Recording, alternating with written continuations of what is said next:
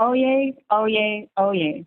All persons having business before the Honorable, the United States Court of Appeals for the District of Columbia Circuit are admonished to draw near and give their attention, for the court is now sitting. God save the United States and this honorable court. Case number 20-5143, in re Michael T. Flynn. Ms. Powell for the petitioner, Michael T. Flynn. Mr. Wall for the U.S. Department of Justice. Ms. Wilkinson for the Honorable Emmett G. Sullivan. Thank you. This is Chief Judge Srinivasan. Before we begin with argument this morning, I note on behalf of the court that our colleague, Judge Stephen Williams, passed away last Friday in his 34th year of service on our court. Please join the court in observing a moment of silence in honor and remembrance of Judge Williams.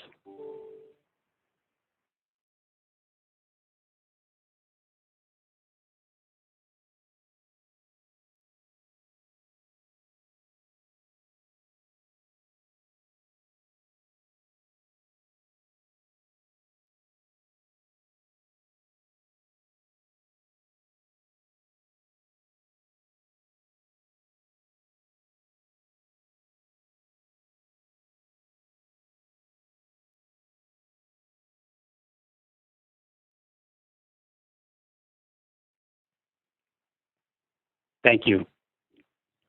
We'll now proceed with argument in today's case, to be conducted as follows. Each counsel will give an opening statement to be followed by questioning by the judges in order of seniority, and then a second round of questioning for any judge who has a follow-up question.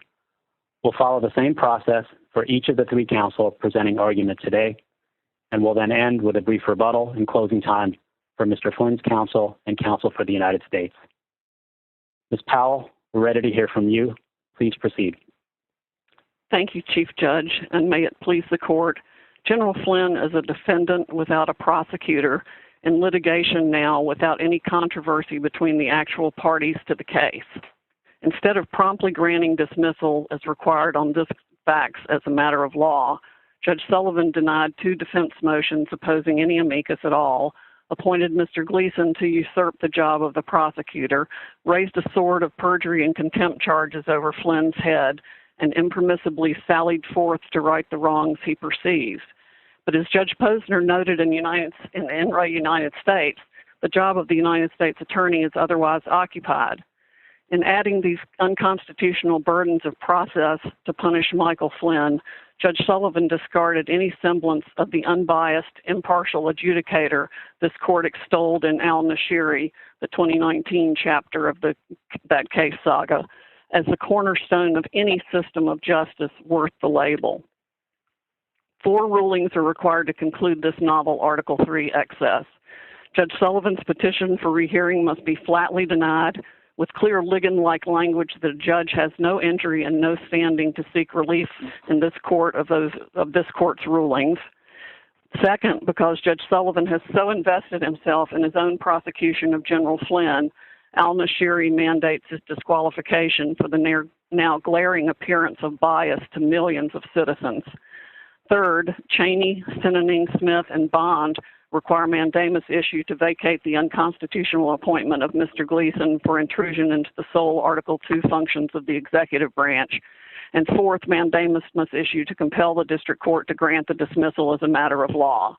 Only the Department of Justice can decide the public interest and myriad factors inherent in pursuing a prosecution.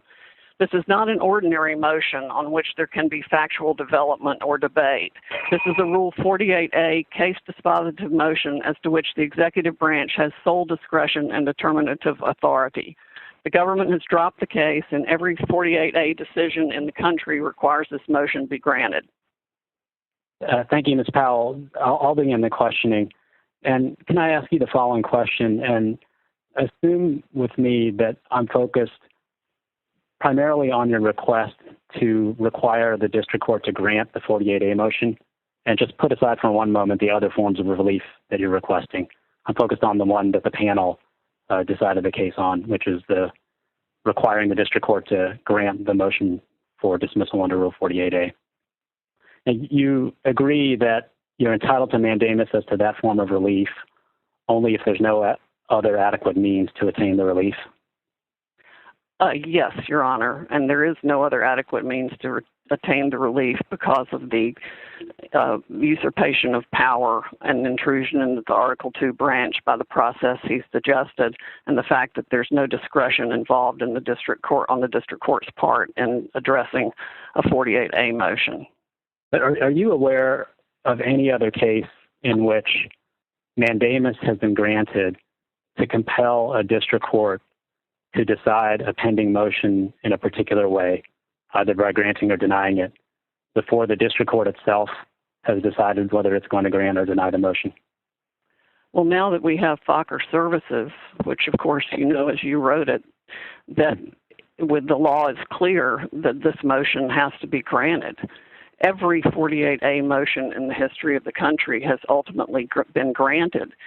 He could have had a hearing. He has had ample time that he could have had a counsel appear in front of him, but there's nothing. I'm not even focused. If I can just stop you for 1 second, I'm not even focused on Rule 48A motions as such. And I take your point about Fokker. And in fact, for purposes of this question, I'll assume, and it's just for purposes of this question, I'll assume that everything you've said about the Fokker decision all along is correct. And I'll assume further that the en banc court agrees with Fokker, even though Fokker was a panel decision. But I'm focused on the prong of mandamus that deals with other adequate means. And whatever you might think about the clarity of Fokker, that's going to be true of all kinds of decisions that are on the books. And I'm not even focused exclusively on 48A motions. I'm asking just for any kind of motion pending before a district court.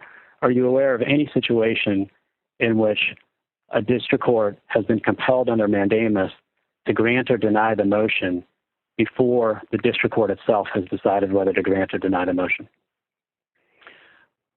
No, sir, because I don't know of any other case where a district court has set about the process that this district court did that went outside the boundaries of Article 3 from its very inception, from the minute he requested amicus, which is not provided for in the rules of the court at all in a criminal district court case.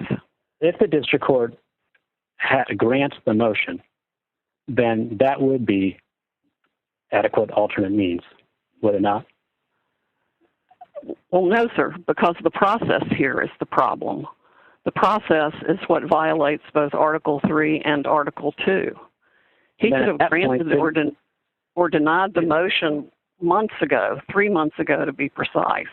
But instead, we've had the unconstitutional burden that Cheney talks about being imposed on us by the process he created that he has absolutely no authority to create. All he is entitled to do, even if he'd done it timely, would be to review this motion on its face and grant it. Okay. There is no precedent whatsoever for denying it. Thank you, Ms. Powell. I'll let my colleagues answer questions and follow up in the follow-up round with anything more. I appreciate your answers. Thank you. Judge Henderson? No questions, thanks. Thank you. Judge Rogers? I'll follow up briefly. To what extent do you understand Fokker, to the extent you rely on it, given the Chief Judge's assumptions and the panel opinion? Was Fokker not a case where mandamus was granted after the district court had ruled? Yes, mandamus was granted in Fokker after the district court had ruled on the deferred prosecution agreement. And because we have Fokker now, we know that Judge Sullivan has to grant this motion. And because he went through the guardrails of any bridge of Article 3 construction whatsoever, he has to be reined back in. And at a very minimum, mandamus must be issued to vacate the appointment of Mr. Gleason as an amicus. And there are no circumstances now under which Judge Sullivan can continue on this case because his bias demands his disqualification. Just the very appearance of bias is enough to demand his disqualification.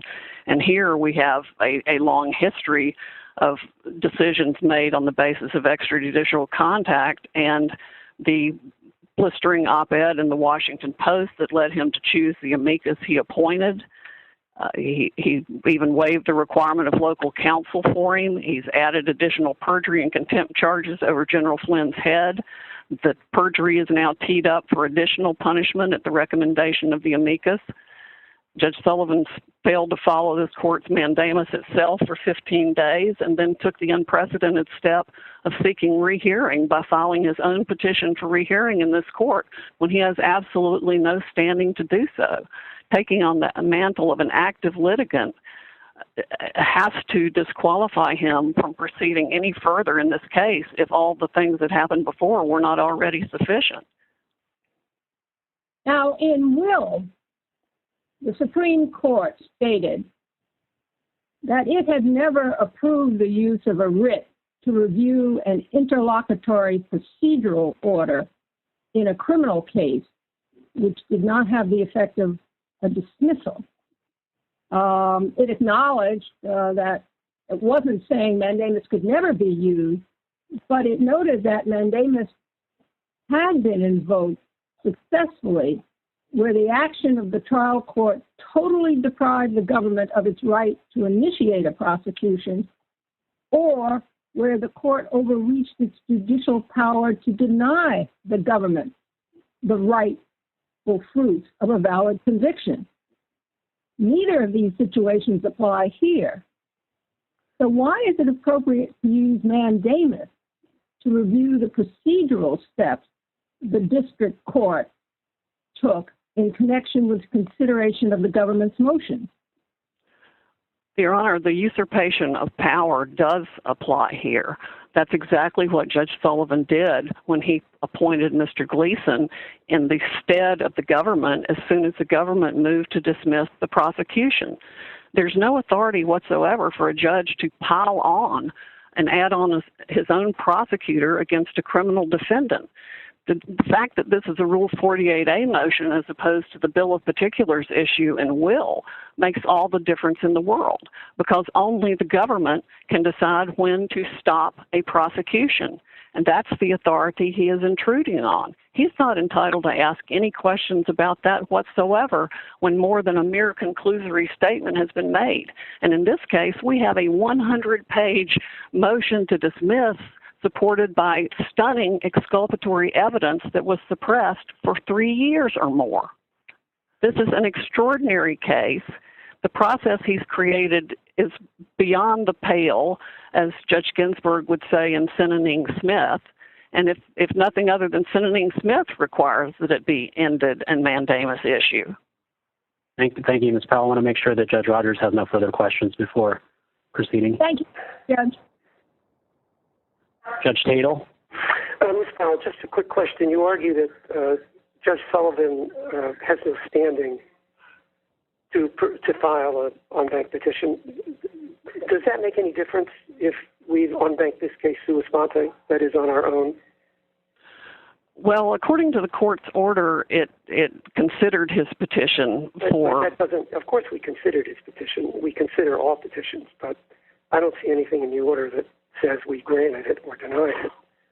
If we, well, my question though is, if we in fact on-bank the case sua sponte, then does it really make any difference whether Judge Sullivan is a party or has standing? It does in terms of the disqualification issue, Your Honor, because it shows... I'm asking you about our ability to hear the case on-bank. The court can always take a case sua sponte. Thank you. Thank you. I have no further questions. Thank you. Judge Garland? Yes, thank you. So imagine the Supreme Court has decided an issue that is in the district court squarely, and without any doubts, completely on all fours. And the person who moves for summary judgment based on that case says, I don't have to wait. You have to decide this before you decide whether or not it applies.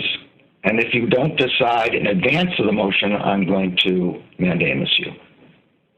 Why isn't that the same as this case? Well, first of all, I assume you agree that even if the Supreme Court had decided an issue in that's now in the district court directly on point, that would not be enough to mandamus the judge before the judge decides. You agree with No, it would not, Your Honor, because it wouldn't be a 48A situation that involved the core powers of the executive branch. Well, what if it was a separation of powers case about the core powers of the executive branch, and the Supreme Court had decided that the executive branch has this power? The plaintiffs were claiming that it doesn't, and the judge has not made up its mind yet. Wouldn't you agree that still the district court has to make the decision before you can appeal, or before you can seek mandamus, or before you can do anything else? Well, he's effectively made a decision here. He denied 2 motions opposing any amicus at all and denied our request that the motion to dismiss be granted before he even appointed Mr. Gleason, and then started the whole process that intrudes into the Article 2 executive power that he simply cannot do. Do you disagree with Judge Rao's statement that the district court currently presiding over the case has yet to decide the government's motion? Yes, I do at this point disagree with that, because I went back and looked at the record again and realized we had filed our request for him to grant that and oppose the amicus twice before he even appointed Mr. Gleason. That's on the amicus question. What about the dismissal of the case question? We in that motion at around docket 200, I think, we requested again the dismissal be granted. I see. So the panel just got that wrong. Well, it was my failure to point out to the panel that that motion had previously been granted, but we corrected that in our opposition to his petition for rehearing. The thing that makes this so different from the summary judgment context or anything like that is it's a criminal case in which the defendant, all the constitutional rights are supposed to benefit the defendant. We have lots of cases, don't we, where we have reversed a district court for clear or plain error in a criminal case, and yet there was no ability of that defendant to do anything other than appeal the conviction. They could not mandamus the court. Imagine that the Supreme Court had decided a Fourth Amendment case and clearly applicable to that particular defendant in that defendant's favor.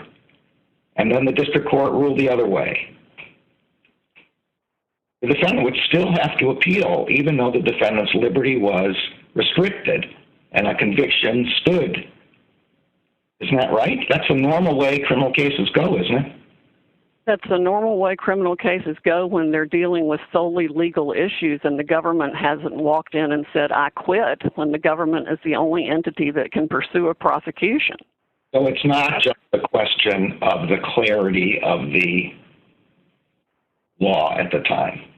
No, it's not just a question of the clarity of the law at the time. It's a function of the sole authority of the executive branch being the one to prosecute. All the discretion is vested in it to weigh all the factors that go into dropping a prosecution. And the court can't continue a prosecution on its own, which is essentially what Judge Sullivan has tried to do here and has done very effectively for 3 months. So if all that the district court had done was ask Mr. Flynn and the government to brief and orally argue the scope of Rule 48 and any separation of power arguments, and permitted amicus but did not appoint amicus, you would not have the argument? Is that right? No, I think we still would. I think that's far more procedure and process than is allowed by precedent on any 48A motion in the history of the country. Okay. Thank you very much. Thank you. Judge Griffith? Thank you, Ms. Powell. As I see it, the question before us is not whether the district court must grant the 48A motion. The question is whether the district court may appoint an amicus and hold a hearing before deciding that motion. Now, in your view, what is it in Rule 48A itself or in our cases that prevents the district court from conducting a hearing before deciding the motion? Well, the Supreme Court and this court has said that the court has no substantial role whatsoever in ruling on a 48A motion. The leave of court provision is not a license for him to investigate behind the stated reasons the government has for dismissing the case. What is the role of the leave of court language then? From your comments today, you make it sound as if it's ministerial. It almost is ministerial. It allows what is almost is ministerial mean? Is it ministerial or not? Yes or no? It's pretty ministerial. Well, that's not Ms. Powell. That's not helpful. It's not ministerial. You know, it's not. The case law doesn't say it's ministerial. Well, no, Rinaldi does. So it's not ministerial. So that means that the judge has to do some thinking about it, right? The judge just is not simply a rubber stamp. I mean, the language of the rule itself and the history of the rule shows the judge is not a rubber stamp. So aren't we just arguing about what the judge must do to educate himself or herself to be able to rule on the motion? And I take it your point is that the rule itself forbids the conducting of a hearing before the motion. Is that your position? No, sir. It's the Constitution and the Supreme Court's decision in Rinaldi and this court's decision in Tatel. That prevents any hearing before the motion? It prevents any inquiry behind the government's stated reasons for the motion. It prevents any substitution of Judge Sullivan's opinion of what type of government. What type of hearing is permissible, Ms. Powell? He could have called the parties in and say, does the government move to dismiss? And the government says yes. And he could have said, well, is this Brady material? And they could have said yes or no, or Giglio, like he pushed them a bit on the Stevens case. But to have any evidence, any contrary testimony, to ask the, quote, plausible questions he had that he's mentioned in his brief that he wants to ask, none of that is permissible whatsoever, because Rinaldi makes it clear that the leave of court provision is only to protect the defendant from being harassed by the government. So the only discretion he has is whether to make sure it is with prejudice, as Judge Sullivan himself did in his decision in the Pitts case. The government wanted to dismiss it without prejudice, and he said, no, it has to be with prejudice. And that's what he did in the Stevens case, too, on just a 2-page motion to dismiss filed by the government. Ms. Powell, you've stated in oral argument today that you believe that you have a very strong case before the district court on Rule 48A, right? It has to be dismissed. Yes. Yeah, you have a strong case. In that case, why mandamus? Why not simply appeal if Judge Sullivan does not grant the motion to dismiss under Rule 48? Why not simply appeal that to us? Because the process he has started and intends to pursue violates the Article 2 powers of the executive branch, and Bond entitles General Flynn to stand on those constitutional principles of separation of powers and allege the harm that also occurs to him by the violation of his constitutional rights. And as I think it was In re Peru or Ex parte Peru said, to a prompt termination of these proceedings instead of a trial upon a trial of the government's decision to dismiss, which he has no discretion or authority to inquire behind whatsoever. Every case in this country that has ever addressed a Rule 48A motion has required it be granted. Every one. And you don't think that's what will happen on this one? We don't know. We don't know, do we? I mean, the fact is we don't know. Judge Sullivan hasn't ruled yet. Proposed is unconstitutional. We know that the process he's proposed tramples all over the executive branch's independent authority to do it, as well as what went into its decision making. Nothing about what he has done since he got the motion to dismiss it has been done in any other case we could find. Not one single step of the procedure. And to add on someone to prosecute the defendant, as Mr. Gleason wants to do, when I don't understand your statement. I mean, the appointment of amicus before a court to argue a view that's not going to be presented by the parties. That's common. Not in court in criminal cases, Your Honor. There's no rule provision for it. It violates Hollingsworth versus Perry. He can't just go out on his own and do this, and it steps all over the Article 2 executive branch authority. Okay, There's nothing fair about aligning people against a defendant in a criminal case as if there weren't enough already. Thank you, Ms. Powell. Thank you. Judge Millett. Yes, good morning, Ms. Powell. Morning. Just a few questions for you. Where in the district court did you raise the separation of power arguments? It was a motion we filed in opposition. Amicus started because of an email sent to Chambers by the Robbins-Russell firm on behalf of the self-described Watergate prosecutors, in which they copied me, evidencing their intent to seek leave. I'm aware of that. And so you say your opposition to that amicus filing, which was before the appointment of Mr. Gleason and before the briefing schedule was issued and this whole process for a hearing was your opposition to orders that the district court issued later? Yes, and we requested. Okay, just to be clear. So your answer is that I think it's around docket before number 2. The district court even did it. Yeah, no, I know that's your opposition to the Watergate prosecutors, but there was no Gleason, no appointment yet of Mr. Gleason, correct? No, he did not enter that order until after we filed the petition for mandamus, but he said he was going to. And after the district court issued that order appointing Mr. Gleason, where's your objection? Raising the separation of powers concerns or any concerns? Where's your objection? Well, the separation of powers objection was already on file with respect to No, that was with a different amicus. Where is, because the argument here has not mentioned once the brief about the Watergate prosecutors. It's all about Mr. Gleason's appointment to take over the prosecution, to inquire and scrutinize the government's, Mr. Gleason, to be clear, is arguing for this, to scrutinize the governmental motives. Where is your opposition to the appointment of Mr. Gleason from the district court? Our original opposition, I believe, before is he was appointed, docket numbers 201 and 203. Okay, so and that opposed the appointment of any amicus. Sorry, this works a lot better.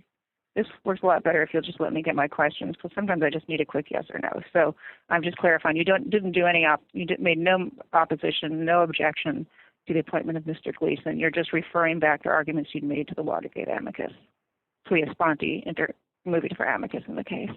And in his minute order on May 19th, setting out this whole briefing schedule and amicus, the district court said the following schedule shall govern the proceedings subject to a motion for reconsideration. Did you ever file a motion for reconsideration? No, Your Honor. We had already filed a petition for writ of mandamus because that's what exists. That's the remedy for an usurpation of power. Okay, I thought the mandamus was filed after that. Our docket shows 521, and this order was issued 519. Am I wrong? We filed the mandamus on. I think there's a mistake in the order of the docket entry. That's when Judge Sullivan was asked to respond to it, but it was filed on the 19th. Motion for reconsideration. Okay. No, that's the purpose of mandamus. Yeah. Okay. Sure. You mentioned that in your response to one of my colleagues that the district court could have brought the government and all the attorneys in, obviously, for a hearing and could have pushed them a bit, I think was your phraseology, as in the Stevens case. Can you elaborate on how much pushing the district court is allowed to do? Not very much. He cannot inquire into the deliberation or the decision making. Okay. What pushing in the Stevens case was okay?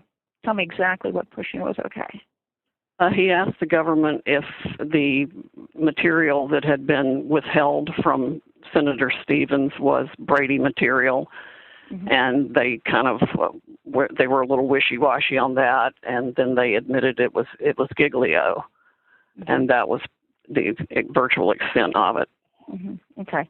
In this case, a large portion of the government's explanation for its motion to dismiss is the discovery of new material that would qualify as Brady material, correct? That's correct. Okay. Another question is you've mentioned that courts cannot appoint an amicus to argue against a defendant's interest in a case in which the government has sided with the defendant. Correct? Or do you say there's just too much, right? Once the government's agreed with the defendant, you can't put an amicus. At the district court level, the rules have no provision for the appointment of amicus in a criminal case. Have a rule? Is there a rule against it?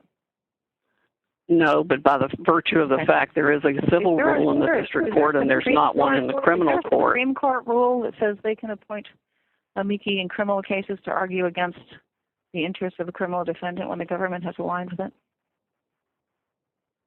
The Supreme Court and appellate courts routinely appoint amici for various. Is there a rule in the Supreme Court saying that they can do that, and including, as you're talking about, in a criminal case to align against a criminal defendant? Or is there a rule saying they can or can't?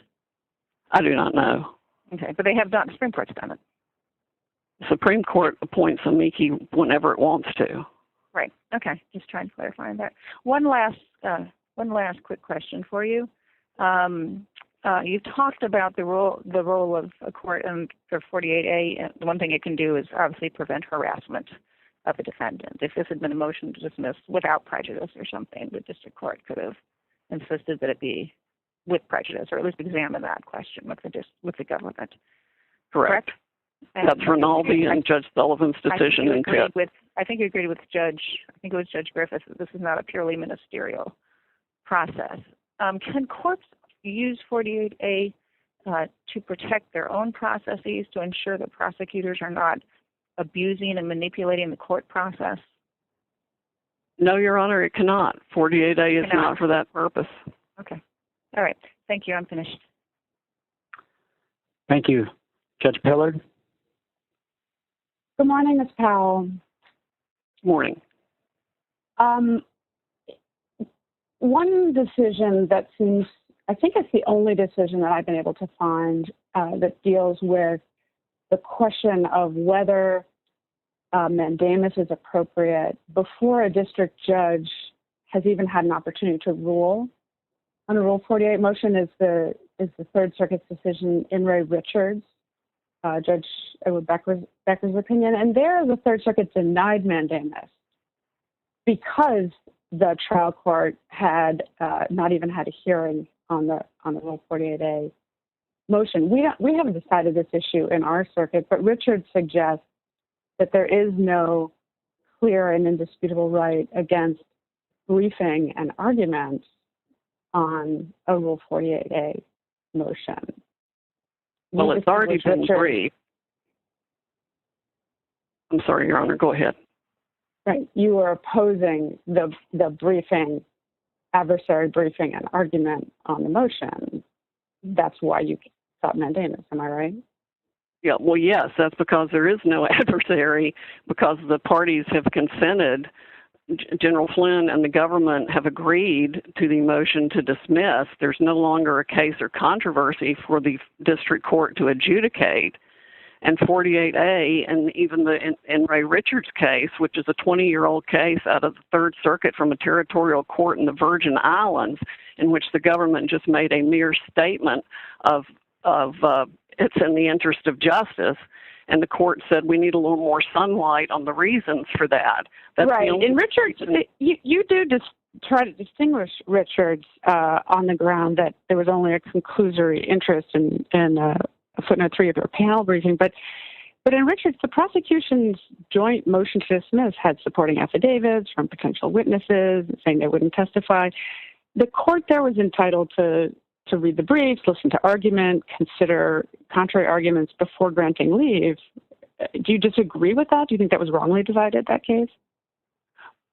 Given the particular circumstances of that case and a key witness who recanted, if I recall, in a sexual misconduct case that was extremely high profile, now 20 years ago, there's been a substantial development in the law. Do you disagree with Richards on, Ms. Powell, do you disagree with Richards on its own terms in that case? Is the only distinction that you're trying to draw the appointment of amicus? That it was premature, the Third Circuit held it was premature, mandamus was inappropriate because the court could listen to argument and look at the motion and the supporting affidavits and consider whether to grant leave. You don't have any quibble with that, do you? As of 20 years ago, no. As of now, yes.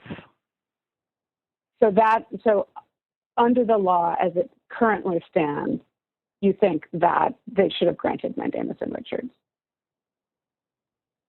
And that's why?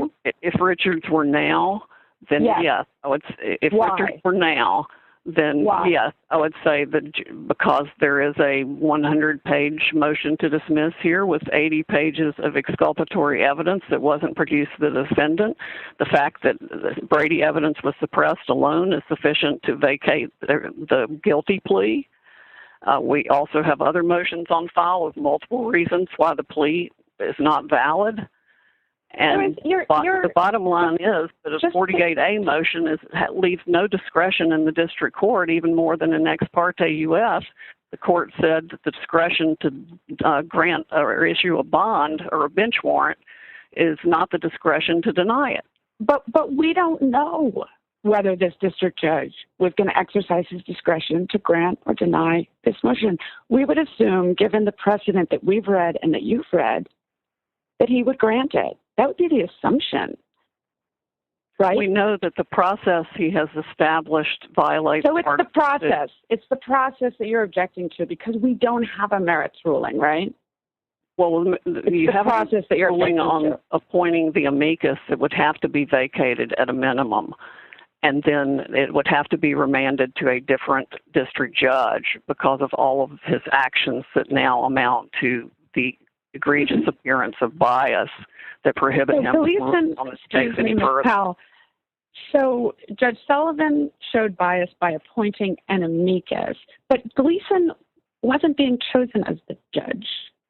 He was invited to argue one side in an adversary system. An adversary system is so that we get the law right.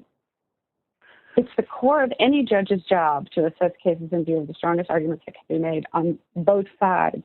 And your position is, no, he can't hear both sides on the law. He has to drop the case like a hot potato without adversary briefing and argument. That's your position. There is no provision for amicus in a criminal case in the federal district court, and certainly not to take the position of the government when it has decided to drop the case. When the government signs off, the case is over. The Article 3 branch cannot make the Article 3 branch prosecute a case.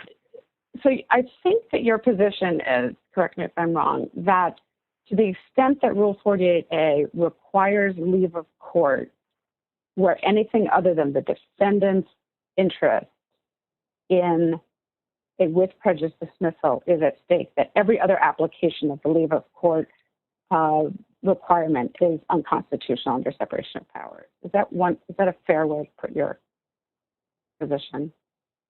Yes. Okay. No further questions. It is a very limited. Thank you. Thank you. Review. Judge Wilkins? Yes. Good morning, Ms. Powell. Good morning. I have a hypothetical. So suppose in the future, in a different administration, you had a 48A motion that was filed and that was unopposed, and the prosecution said, it's because of this exculpatory evidence that we're moving to dismiss. And a Catholic University law professor asks to be appointed amicus because a group of nuns and bishops happened to witness the prosecutor taking a briefcase full of cash from the defendant in the case, and they made a videotape using their smartphones of the transaction, and they presented that to him along with sworn declarations. And so he wants to file an amicus brief and attach that evidence. Is that improper? Well, that would certainly be improper behavior by the prosecutor and worthy of prosecution itself by the Department of Justice. Is appointment of amicus, that professor as amicus, improper? I believe it would be if the government had already filed a 48A motion and had decided through its appropriate channels to drop the case. That's a decision that has to go all the way up to the Attorney General and the Solicitor General, I believe, for a 48A motion to be filed. and whatever the considerations that were that go into that belong to the Department of Justice, not the Article III judiciary, although it could certainly make a criminal referral and should. So if the district judge said, okay, I'm not going to appoint amicus because the defendant has objected to that, but I want to hold a hearing and I'm going to ask that those witnesses come to the hearing and bring their video footage of this alleged bribe, the district judge, because it's an unopposed 48A motion, cannot hold that hearing? He cannot go behind the prosecutor's decisions to dismiss a case. And he certainly can't on the facts of this case. I mean, one of the reasons I think... I'm asking you about my hypothetical. That would be improper for the district judge to hold a hearing under the facts of my hypothetical. I believe under the facts of your hypothetical, what the district judge would have to do is refer the matter to the Department of Justice for prosecution. All right, I have no further questions. Thank you. Thank you. Judge Rao? Thank you. Good morning, Ms. Powell. So I guess one of the questions that my colleagues seem to be focusing on, I want to maybe just hear from you again on this, is, you know, what is the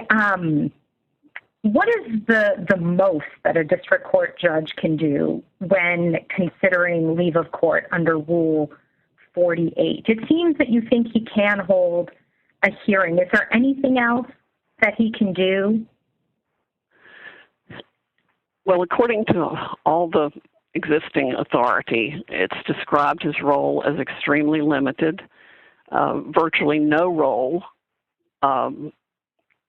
It's not there's just not much he can do in the face of the government's decision not to prosecute a case, because the law is clear that it's up to them to weigh all the myriad factors that go into deciding whether something should be prosecuted, including the allocation of existing resources. I mean, it can be something as simple as in fact, in one of the cases, just the fact they didn't agree with the sentence was grounds enough to grant a mandamus. I think that was the Ham case, the en banc Fifth Circuit case. So it's up to the prosecutor to weigh all the factors that go into deciding whether a case should continue or be prosecuted at all. And once it makes that decision, the Article III branch is simply to protect the defendant from being harassed further. And okay, so to what extent would reassignment, if the court were not to grant a writ of mandamus, to what extent would reassignment to a different judge cure the problems that you've identified? Well, that would certainly cure the bias and recusal / disqualification problem. And it would also vacate the appointment of the amicus, according to this court's decision in al-Nashiri, because of the fact that the decision had been made by a judge who was disqualified, and that would have to be dropped, or it should probably be made clear, though, that the amicus appointment has to be vacated, because that's a severe Article II intrusion and also tramples on the defendant's rights to not have the world piling on against him when the government's decided to drop the case. That would go a long way toward solving the problem. Mm-hmm. Okay, thank you. No further questions.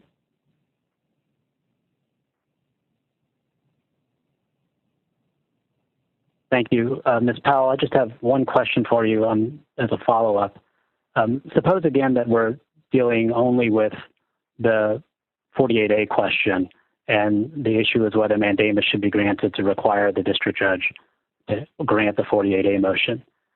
And suppose also, just for purposes of argument, that I agree with everything you have said about what Fokker means. If the district judge receives the 48A motion filed by the government requesting dismissal, and the district judge says, I want to schedule a hearing for 2 weeks, I just want to make sure I understand the government's reasons for requesting a dismissal. At that point, would you be entitled to mandamus relief because the district judge has scheduled a hearing for the stated purpose of understanding the government's reasons for requesting a dismissal? No, sir. Okay. Thank you. Judge Henderson? Yes, I'd like to just ask you a rhetorical question. Are you familiar with, I believe it was Ezra Pound, who said some circumstantial evidence is so strong as when you find a fish in the milk?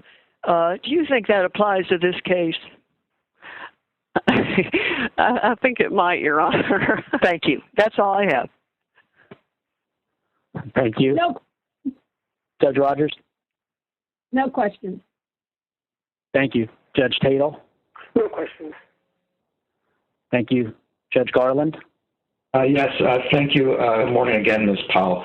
One thing I want to do is clarify a record point. I had asked you whether the district court had actually decided against General Flynn's motion to dismiss, and you said that the panel had been in error, not the panel's fault, but your own, and that you found that the district court did decide against. I have the docket sheet in front of me. I don't see a ruling on, I assume the motion you're talking about is your docket number 202, but I don't see any denial of that motion. Could you help me with where that is? He did not enter a docket entry for denying that. It was, let's see.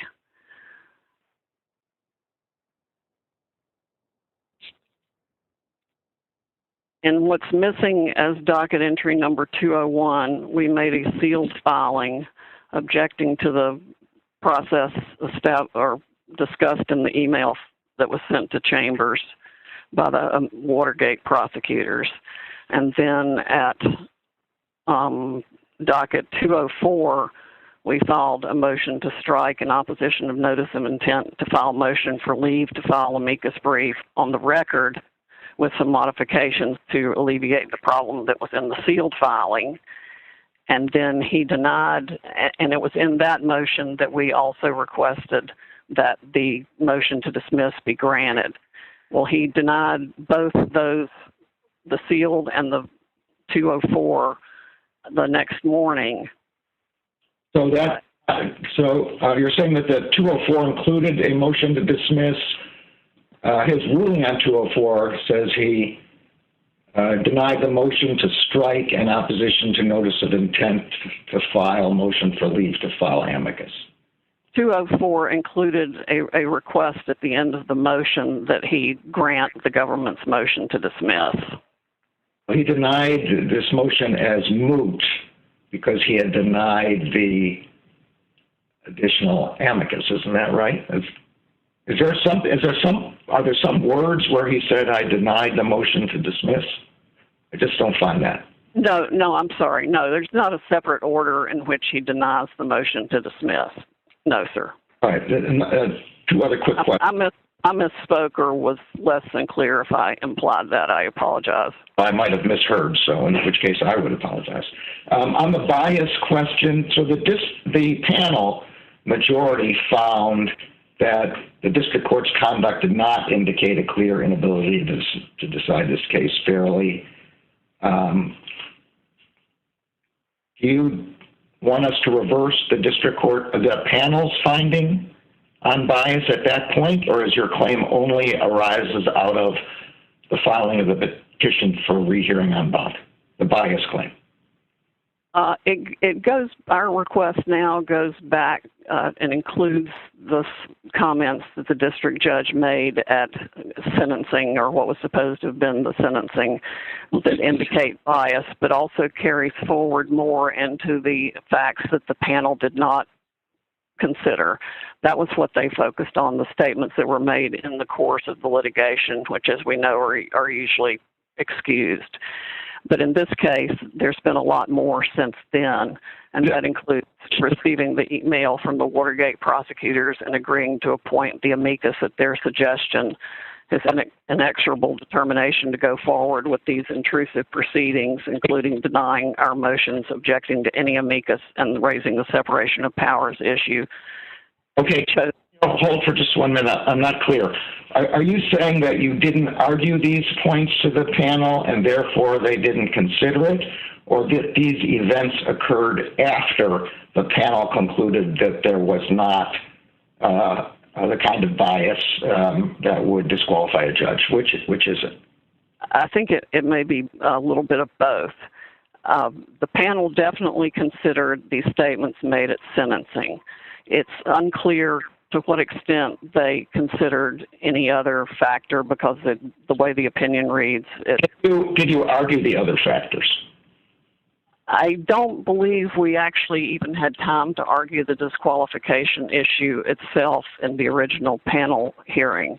But the point now is definitely that Judge Sullivan failed to follow this court's mandamus for 15 days and then filed his own unprecedented rehearing petition that reveals he's so invested in this litigation that there are no circumstances under which he can dispel the appearance of bias from that.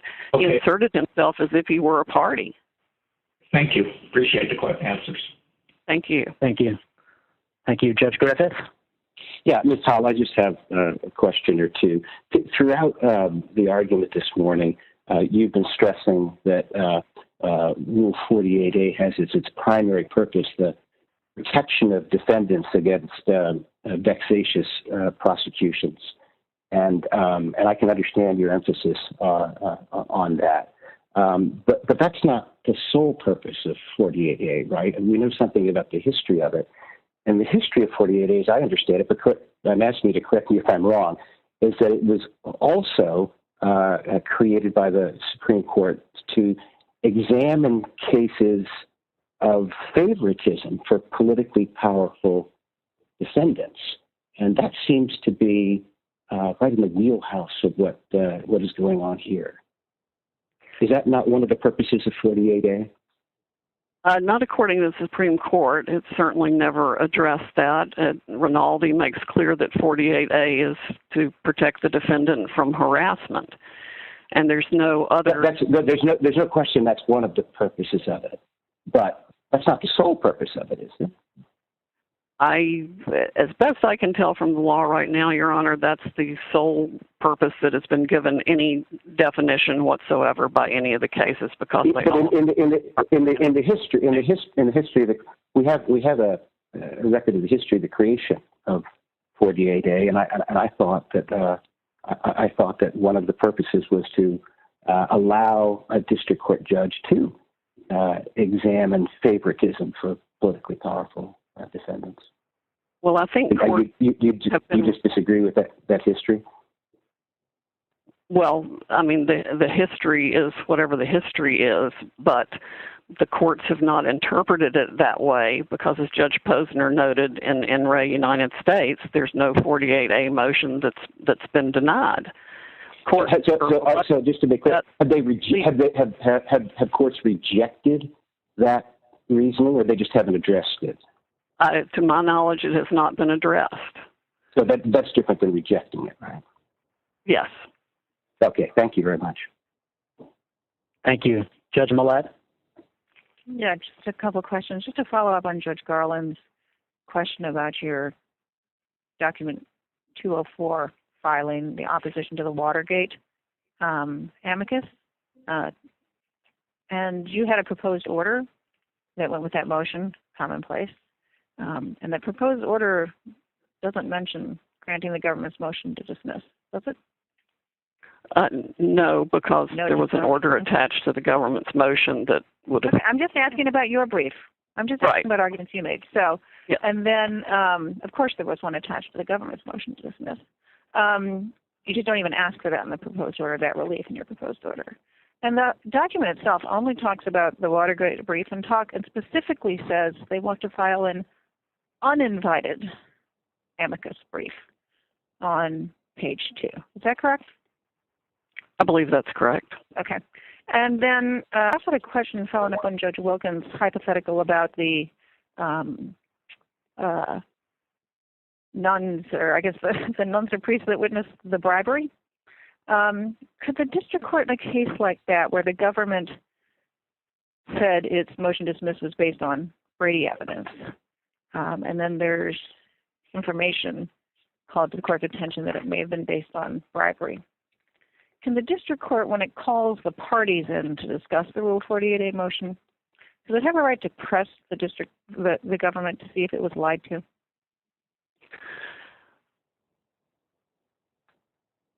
I think the recourse for the district court in that I don't want to hear about sure. referring someone for prosecution. I'm asking you a yes or no question. Can the district court ask the government, referencing this information that's come to its attention, whether it was lied to, whether the court was lied to in a filing made with the district court? Yes, I would may think. ask yes. All right. That's all my questions. Thank you. Thank you. Judge Pillard? Ms. Powell, on the question whether Rule 48A protects anything other than a defendant's interest against harassment, and just probing further on Judge Griffith's question about whether it's actually open what Rule 48A protects, including, for example, the abuse of prosecutorial power to favor defendants that the government wants to protect. The Supreme Court in Rinaldi, and I think the clearest place is footnote 15, cites Amidon and cites Cowan, and really leaves open the question whether Rule 48A sweeps more broadly and whether a court can deny a consented to motion to dismiss if it thought the motion was prompted by considerations clearly contrary to the public interest. And there it's crystal clear that the court means other than the defendant's protection against harassment. So you may be right that there's not a case allowing a court to deny a Rule 48A motion based on these other public interest concerns, but it isn't a clear and indisputable right against such inquiry, is there? In light of Rinaldi, in light of Amidon, and the references to Cowan, there's not a clear and indisputable right against application of Rule 48A in a circumstance in which the motion to vacate a plea was prompted by improper considerations, bribery, whatever. Well, there's a clear and indisputable right to the 48A when the government decides to drop the prosecution, because that's the only outcome that can arise from that. Right. Now, whether and that's really your constitutional separation of powers argument rather than an interpretation of the intention of Rule 48A. It is. Rule 48A itself and its history may, right, Rule 48A and its history, under your view, may indeed invite that kind of superintendence by a district court, but it's your view that if it does, unconstitutional. Exactly. Is that right? Okay. Yes. Thank you. No further questions. Thank you. Judge Wilkins? Yes, just following up on my earlier hypothetical, just so that we're clear, if in that situation the district judge said, I want to have a hearing on the 48A motion, which is unopposed, and I want to have the nuns and priests testify and view their videotape showing this alleged handing over of cash from the defendant to the prosecutor, you would say that the judge has no authority under Rule 48A to hold a hearing and proceed in that fashion? I would say he does not have that authority under Rule 48A, that he would need to refer it for prosecution by the Department of Justice. And you base that on Fokker? Fokker, separation of powers, Rinaldi, every 48A case that's ever been decided. Okay, thank you. Thank you. Judge Rao? No further questions. Thank you. Thank you for your argument, Ms. Powell. We'll give you a bit of time for rebuttal. We'll now hear from the Acting Solicitor General on behalf of the United States. Mr. Wall. Good morning, Your Honor, and may it please the Court. In our constitutional system, a defendant may not be convicted of an ordinary crime without the concurrence of all three branches. When the executive branch no longer wishes to prosecute and the defendant agrees, the criminal case should be at an end. That is why Fokker says at least 7 times that the decision whether to dismiss charges is a core executive duty that is not suited to judicial review. Under Articles 2 and 3 and Fokker, the government's unopposed Rule 48 motion must be granted. If we're clearly right about that, then there's no adequate alternative to mandamus. The district judge's rehearing brief makes clear what will happen next. Amidon's public interest standard remains good law, he says, and assessing whether the motion serves, quote, legitimate prosecutorial interests, end quote, requires a, quote, developed factual record, end quote, based on investigations into, quote, the facts and circumstances, end quote, of the dismissal. The district court thus plans to conduct an intrusive inquiry into the executive's dismissal decision, which will result in every one of the harms detailed in Fokker, regardless of whether the court eventually grants the motion. The district judge says this court should ignore those harms, but the government is a party that filed a brief at the court's invitation urging mandamus. Under Cobell and ExxonMobil, it's the fact and substance of that filing that matter, not its caption. Even apart from the government, under cases like Bond, General Flynn can invoke the separation of powers harms in defense of his own individual liberty. And of course, courts routinely consider third-party interests in assessing equitable relief, so it would be passing strange if this court could not consider the harms to the government, a party that expressly supported mandamus. In the end, the criminal charge against petitioner must be dismissed. The only question is how much further a harmful and unnecessary process will be allowed to play out. The answer in our constitutional scheme should be no further. Thank you. Thank you. Mr. Wall, can I ask you the following question? So in your opening, you focused on the brief that was filed by Judge Sullivan at the mandamus stage before our court. If you take out of the field of vision that brief, then would you still say that based on what you know, mandamus needs to be granted and there's no adequate alternative means for relief with respect to the dismissal of the 48A motion? I would, Chief Judge Srinivasan, because in some sense, I think the panel briefs were more concerning than the rehearing petition, because in the panel briefs, Judge Sullivan explicit that he wanted, quote, affidavits and declarations on both Rule 48 and contempt. And so it was the panel brief, sorry, but that's still post-mandamus petition. I meant to include that, sorry, maybe I wasn't clear. I'm saying if you take out of the field of vision what Judge Sullivan's briefing has said before this court, either at the panel stage or at the en banc stage, would you still say that we know enough such that mandamus should be granted on the theory that there's still no other adequate alternative means?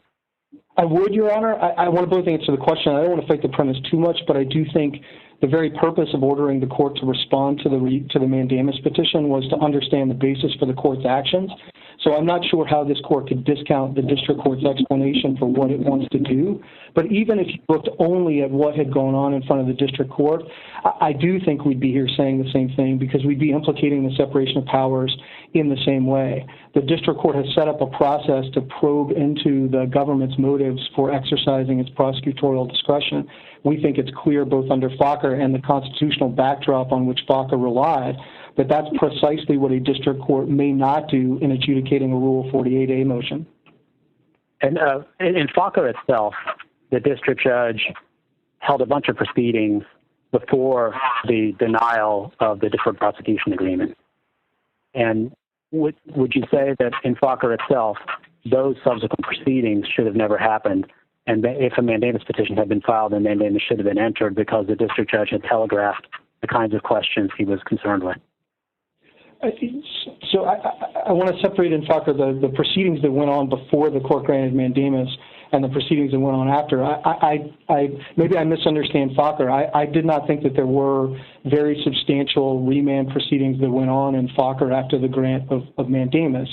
I mean before the grant of mandamus. I'm saying that before the petition for mandamus was even filed, right, which was before the deferred prosecution agreement was rejected, the district judge scheduled a number of proceedings to ask about the proposed deferred prosecution agreement. Is it your view that in Fokker, if a mandamus petition had been filed when those proceedings were announced, before the district judge entered a ruling on whether he was going to accept the deferred prosecution agreement, the mandamus should have been granted because the district judge had telegraphed where he was going? Yes, I think it'd be a harder case. It'd be more like Richards because you wouldn't have binding circuit precedent. But all of the reasoning of Fokker, Chief Judge Srinivasan, suggests that it would have been impermissible, that the decision to dismiss pending criminal charges is within the ken of prosecutorial discretion, and the district court can't probe that, whether or not it's made a final decision. This case is easier because now that we have Fokker on the books, if a district court tomorrow said, well, look, maybe I am required to approve the DPA under Fokker, but I still want to have a hearing to cast light on what I think may have been improper conduct by a United States attorney, I would be very surprised if that were not mandamusable in this circuit now in light of Fokker. So I'll grant that. Last question along these lines. Thank you. Last question along these lines, which is, if the government had filed the exact same 48A motion that it filed, and the district judge had said, thanks for the submission, I want to make sure I understand the government's reasons further, I'll schedule a hearing in X number of weeks, would there be grounds for mandamus on the theory that there's nothing for the district judge to do other than grant the dismissal? Well, I'm not certain about that, Your Honor. If the district court said, I just want to understand the reasons in your motion, there's ambiguity. I don't understand why it is you want to dismiss. I'm not saying that mandamus would lie for that, but that isn't what the district court is doing here, obviously. This is meant to probe the executive's reasons, and that's exactly what Fokker takes off the table. Thank you, Mr. Wall. Judge Henderson? Yes. Let me put a correction on the record so I don't get any aftermath from it. My clerks have informed me that it was Henry David Thoreau who made the remark about circumstantial evidence. Mr. Wall, we asked you to be prepared to address the effect, if any, of 455A and 455B5i. Are you waiting to do that in response to questions? Have you waived it? What's your position? No, I'm happy to address it now, Judge Henderson. In the government's view, as you know, that Judge Sullivan is not a party under the rules entitled to file the petition. We would say the same thing under 455. I don't see a reason to differentiate the rules from the statute, so I don't think there's a B5I problem. Though for those who think that Judge Sullivan is entitled to file under the rules, I don't understand why it isn't also a statutory problem, because, of course, 455D says that if you're a party at any stage of the proceedings, and that I think would include the mandamus proceeding. But we aren't urging that, though I'm not sure what Judge Sullivan's counsel will say about that. I do think it's a harder question on 455A. As you know, we did not agree with General Flynn before the panel that disqualification was warranted, even though what had happened in the district court to that point was fairly irregular. I do think we're in a bit of a different posture now because the district court has filed a petition that is not permitted under the rules, which suggests, as Ms. Powell said, a level of investment in the proceedings that is problematic and has gone further than the district court did in the panel briefing to decide the legal standard, and has now definitively said that, and this is pages 14 to 16 of the petition, that Fokker has nothing to say about the separation of powers considerations on these facts, that's page 14, and that Amidon remains good law, that's page 16, and that the district court can undertake its own independent examination of the public interest, that's footnote 3. And so I think now the district court has prejudged part of what I understood the proceedings below to be designed to accomplish. So I do think that we have reluctantly come to the view that there is now at least a question about appearance of impartiality. Thank you. Thank you. Judge Rogers? Well, I suppose, Mr. Wall, is your position that the filing by the district court in urging that mandamus was in effect impermissible at this stage, that is the bias that would require reassignment? No, Judge Rogers, I'm not saying that it actually suggests that the district court is biased. I want to be clear about that. We're not saying we think there's an actual partiality problem. But I do think that... Appearance. Oh, but no, we do think that there is an appearance problem from having filed a petition that, as we read the rules, is not permitted, and the substance of that petition, as I said, which goes, I think, an awfully long way if it doesn't cross the finish line towards saying what Rule 48, what the legal standard is. I think that brief essentially says that the district court does not think Fokker sheds light on this. It says nothing about the separation of powers considerations on these facts, and that Amidon is good law and it's going to conduct a public interest examination. And so I think the district court has decided what the legal standard would be, and if the court is going to deny mandamus, I would hope that it would provide some guidance to the district court on what we see as its limited role under the Constitution and Fokker. Now, I understand the argument about the amendments to Rule 21, but certainly the Supreme Court in Clark indicated the situation that the district court may find itself in. I didn't see any suggestion that that would create an appearance of partiality problem.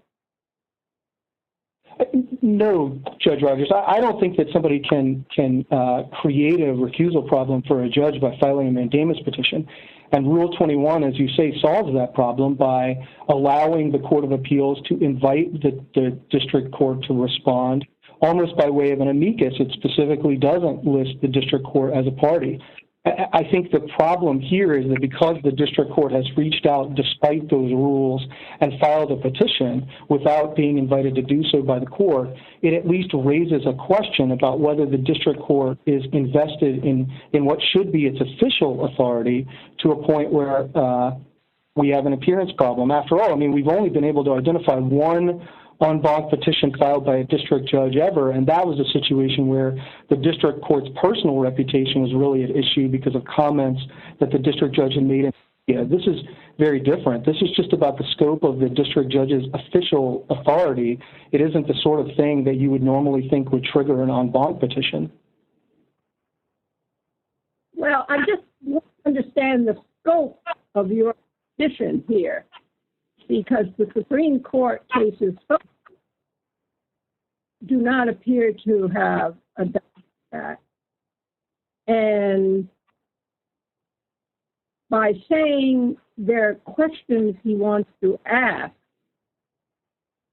as the chief judge framed it, in order to understand the government's motion, that alone is sufficient?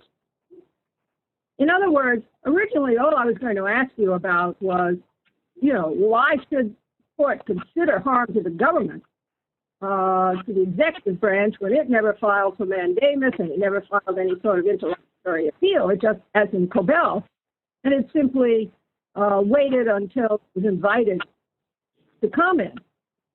And then I thought, well, even assuming the court should consider the injuries to the executive, at this point, why aren't the injuries too speculative? Or are you adopting Mrs. Powell's or Mr. Flynn's argument about it's the process itself that signals the extraordinary action by the appellate court reassigning a case to another district court judge is appropriate here? So 3 quick points, Judge Rogers. Again, I'm just responding to a question that the court has put to me about 455A. We do think that we're in uncharted waters. We think it raises a question, but if the court disagrees with us on that, we think it is important, if the case goes back, that this court provides some guidance to the district court on its role under Rule 48A, and that it take off the table some of this factual inquiry that the district court seems to want to engage in. My second point is, I just want to be clear on my answer earlier to the Chief Judge. there's a difference between trying to understand the motion and the kinds of questions that the district court raised in its panel briefs. Why we didn't charge with respect to the Turkey statements, why we have handled related prosecutions the way that we have, why certain attorneys signed the brief and others. That's a probing behind the motion. It's not an attempt to understand the motion. And so my third point, Judge Rogers, is there's nothing speculative about the injury to the separation of powers from that. No matter how we ultimately answer those questions in the district court and no matter how it ultimately disposes of the motion, probing the executive branch in that way is what Waite, and Fokker quoting Waite, says is constitutionally impermissible. Those aren't speculative injuries. Those are certain injuries from the process itself. Well, I have a dozen questions, but Chief Judge, I'll let my colleagues speak. Thank you. Judge Tatel? Yes, good morning. I have two questions. The first is I'd like to ask you the same question that Judge Srinivasan asked Ms. Powell, which is, are you aware of any case at all in which a court of appeals has issued a writ of mandamus to prevent a district court from conducting a hearing of any kind? I believe that there may have been some of the writ of prohibition cases like that, Judge Tatel. I'd have to go back and look, and we'd have to supplementally brief it. I think the closest case I could give you is Cheney, where the district court ordered a discovery plan. It was just a process for setting up discovery. No documents had changed hands. And obviously this court in a divided panel said there were adequate alternatives to mandamus because the executive could assert executive privilege. And the Supreme Court disagreed and said the harm was to requiring the executive to engage in that process in the first instance. And I think the same is true here. Now, granted, that's discovery rather than a hearing on a motion, but I think the reasoning is parallel. That where it's the hearing itself that implicates the separation of powers, just like there it was the assertion of privilege. I don't think we have to wait for the process to play itself out. The process is itself part of the constitutional harm. Right, but from a mandamus point of view, where the relief has to be clear and indisputable, there is no case where at least you have, I don't know what those prohibition cases are you're mentioning, but setting those aside, there isn't one where mandamus was granted before the district court actually held the hearing that you know of, right? No, Judge Tatel, but I would say what I said earlier about Fox, which is if a district court tomorrow said it wanted to have a hearing like that on the DPA, I would think that would be mandamusable in this circuit under Fokker. Yeah, okay. My second question has to do with, which is related. In your brief, you argue that it, and I'm quoting here, is a usurpation of judicial power to second guess the government's justification. And then you also argue, quote, the executive is entitled to confidentiality in its decision-making process.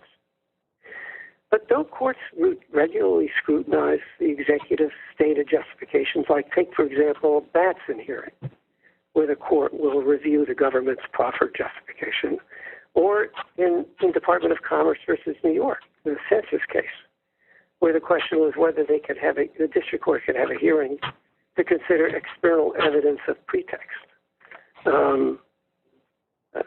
Isn't that this case? The court said in the Department of Commerce, a court is ordinarily limited to evaluating the agency's contemporaneous explanation in light of the existing records.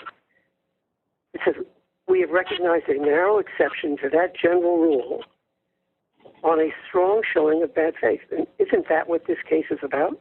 Isn't the district judge here simply looking into whether there's been such a strong showing?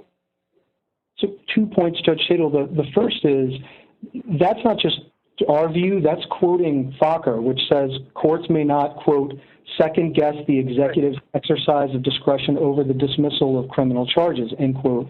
And the second thing is, no, of course you are right that there are plenty of circumstances, as this court well knows, where courts can scrutinize whether the executive has complied with some statutory or regulatory duty. What makes this different, as Fokker explains, is that the Constitution vests this kind of discretion, the discretion over bringing and maintaining and dismissing criminal charges in the executive.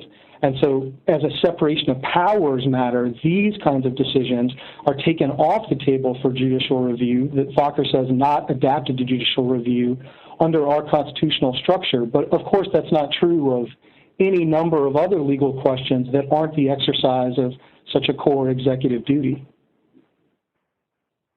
I have no further questions. Thank you. Thank you. Judge Garland? Yes, good morning, Mr. Wolf. I want to just follow up on a question that Judge Tatel asked General Flynn's attorney earlier on. So in your brief, you argue that there's an Article III standing problem, a party standing problem, lack of Solicitor General authorization for this en banc. If it were true, and I ask you to assume that I'm correct about this, that the court granted sua sponte, do you think that the court does not have the authority on its own to rehear a panel's decision?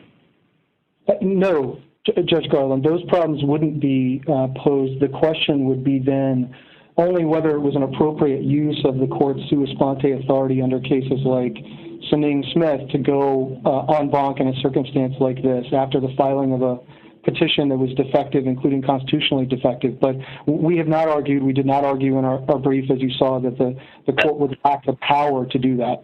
That case is not about en banc, is it? You're talking about the Supreme Court's recent decision? Yes, it's not about en banc, but it is in part about a court's use of its authority sua sponte to redirect a case in particular ways. It's an en banc panel.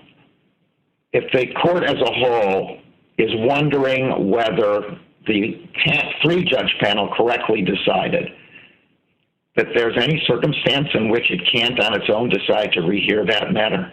Or are we stuck in every mandamus case with whatever three-judge panel happens to decide a case?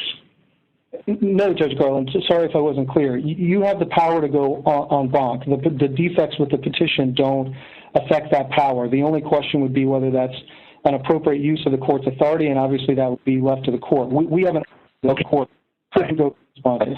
I'm sorry to interrupt, but the chief has been very parsimonious about the amount of time he's given us. Already, you, meaning the government, has already given its reasons for dismissing this case, correct? That is, as the panel says, the government explains that in light of newly discovered evidence of misconduct, the prosecution can no longer prove beyond a reasonable doubt that any false statements were material, right? That's the government's reason, correct? That was one of the three reasons, Judge Garland. I'll take all three of the reasons. So you've stated three reasons, and I assume you believe that those are true, correct? Yes. What more is there for you to say? Well, let me put it another way. Let me begin. Was it that optional? Did you not even have to say that much in your motion to dismiss? I don't think that we did, and we often don't, but under the circumstances here, we went further than we thought we were obligated to. And by the way, Judge Garland, just to drive that point home, the Attorney General, of course, sees this in a context of non-public information from other investigations like... I'm not in any way questioning anything underlying. I'm just asking, this was the reason given, and you gave this reason. Yes, I just wanted to make clear that it may be possible that the Attorney General had before him information that he was not able to share with the court. And so what we put in front of the court were the reasons that we could, but it may not be the whole picture available to the executive branch. So if the judge asks you what your reason is and you state this as the reason during the hearing, are you saying that's not the end of it? There would be no problem with you saying that, would there?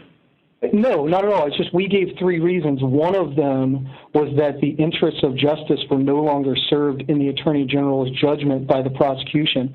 Yeah. The Attorney General made that decision or that judgment on the basis of lots of information. Some of it is public and fleshed out in the motion. Some of it is not. All right. So if you stood by this reason when Judge Sullivan conducts the oral hearing, there would be no problem in you doing that, would there, from your point of view? No separation of powers problem at this point, given what you've already stated to say that, right? If all we had to do was show up and stand on our motion, no, we've already said that to the district court. Yeah, and if the district court goes further At that point, you could seek mandamus again. But at this point, the district court has not actually gone further.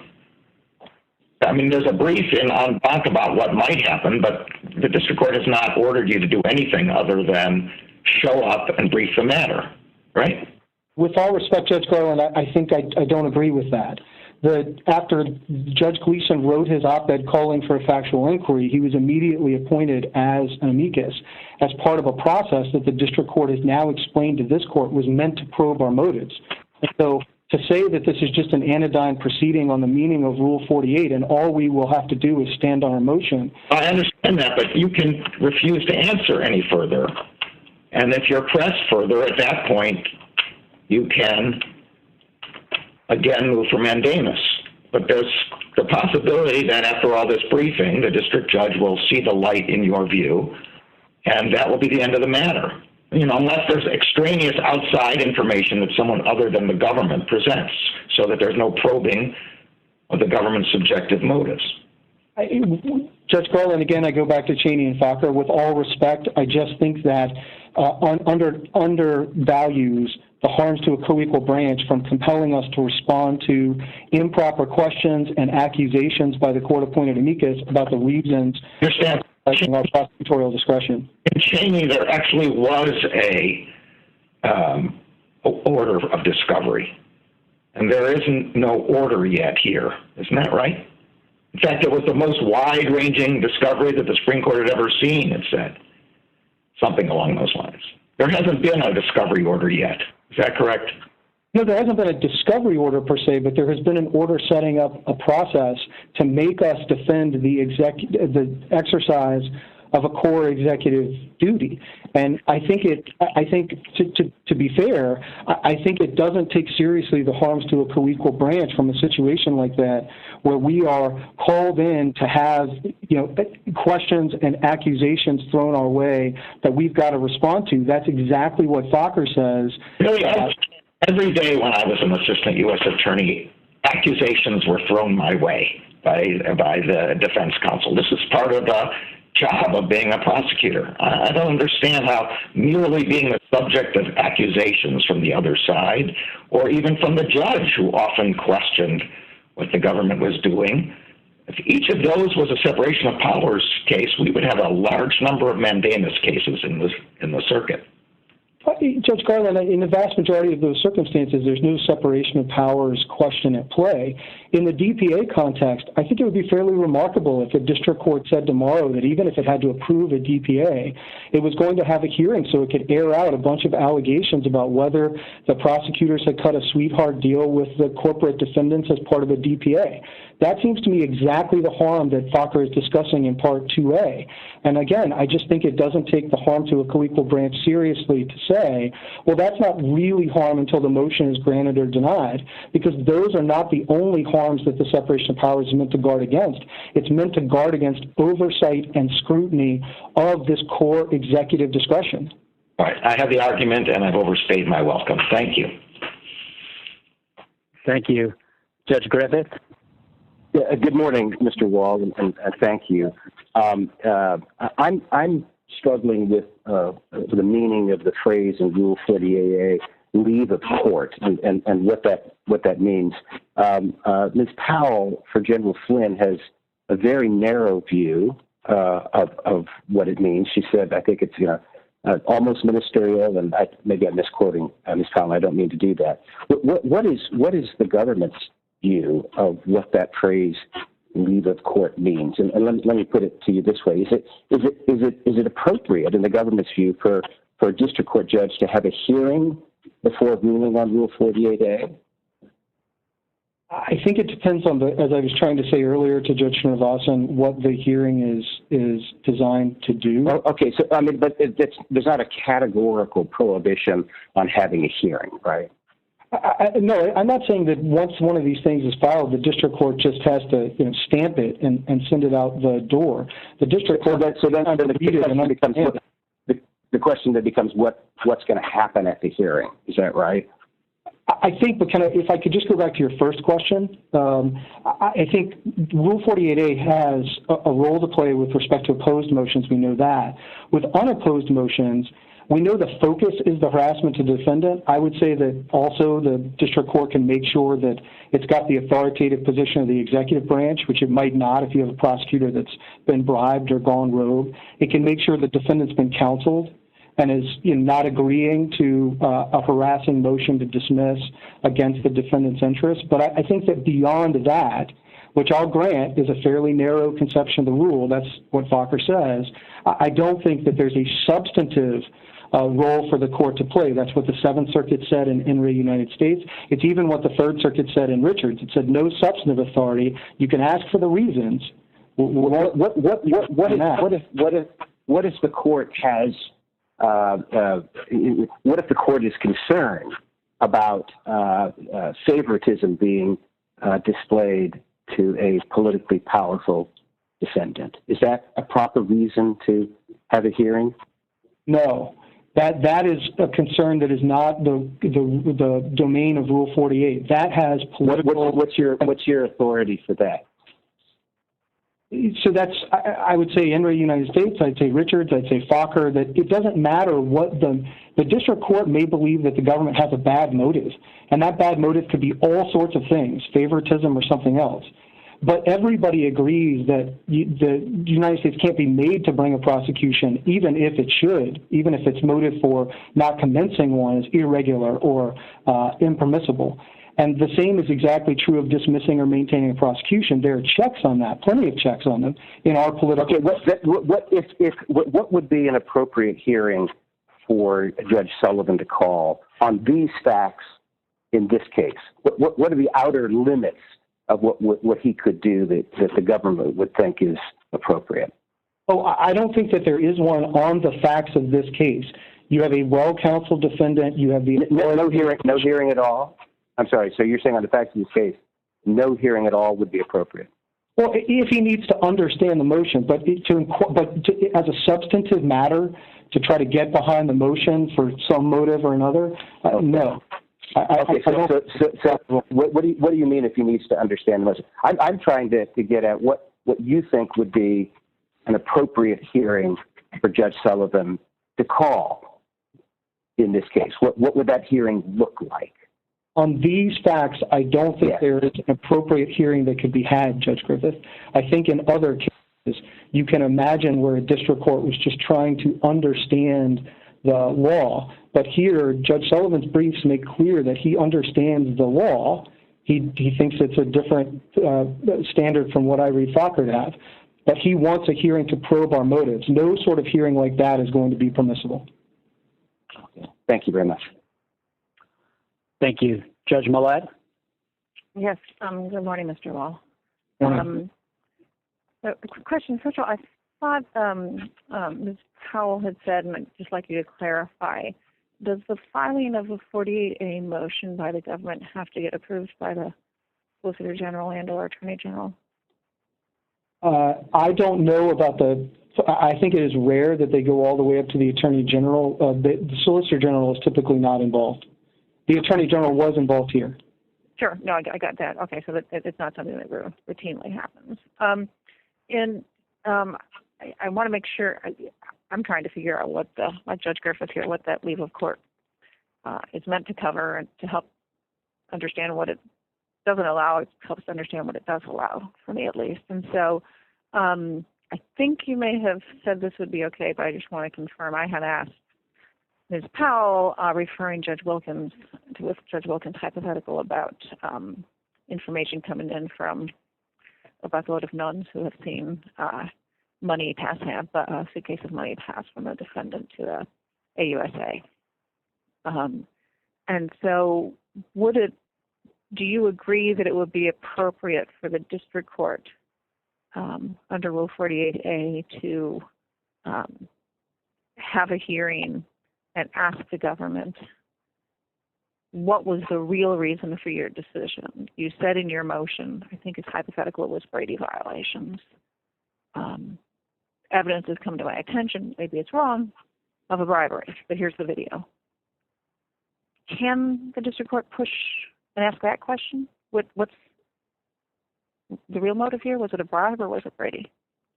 I don't think in a sort of evidence you're hearing way, no. The court can call in. That's not what I said. What I said is have the attorneys come in for a hearing. And it's evidentiary only in the sense that here's the video. I've shared it with you, counsel, both counsel. You know what video I'm talking about. Maybe he even plays it again in court and says, what is your real reason? Judge Millett, I don't think that's appropriate. Here's how I think that should be handled under Rule 48A. I think the judge can call in the U.S. attorney and say, do you really want to... Yeah, okay. So the district court cannot ask whether it was lied to by the government in a filing made with it.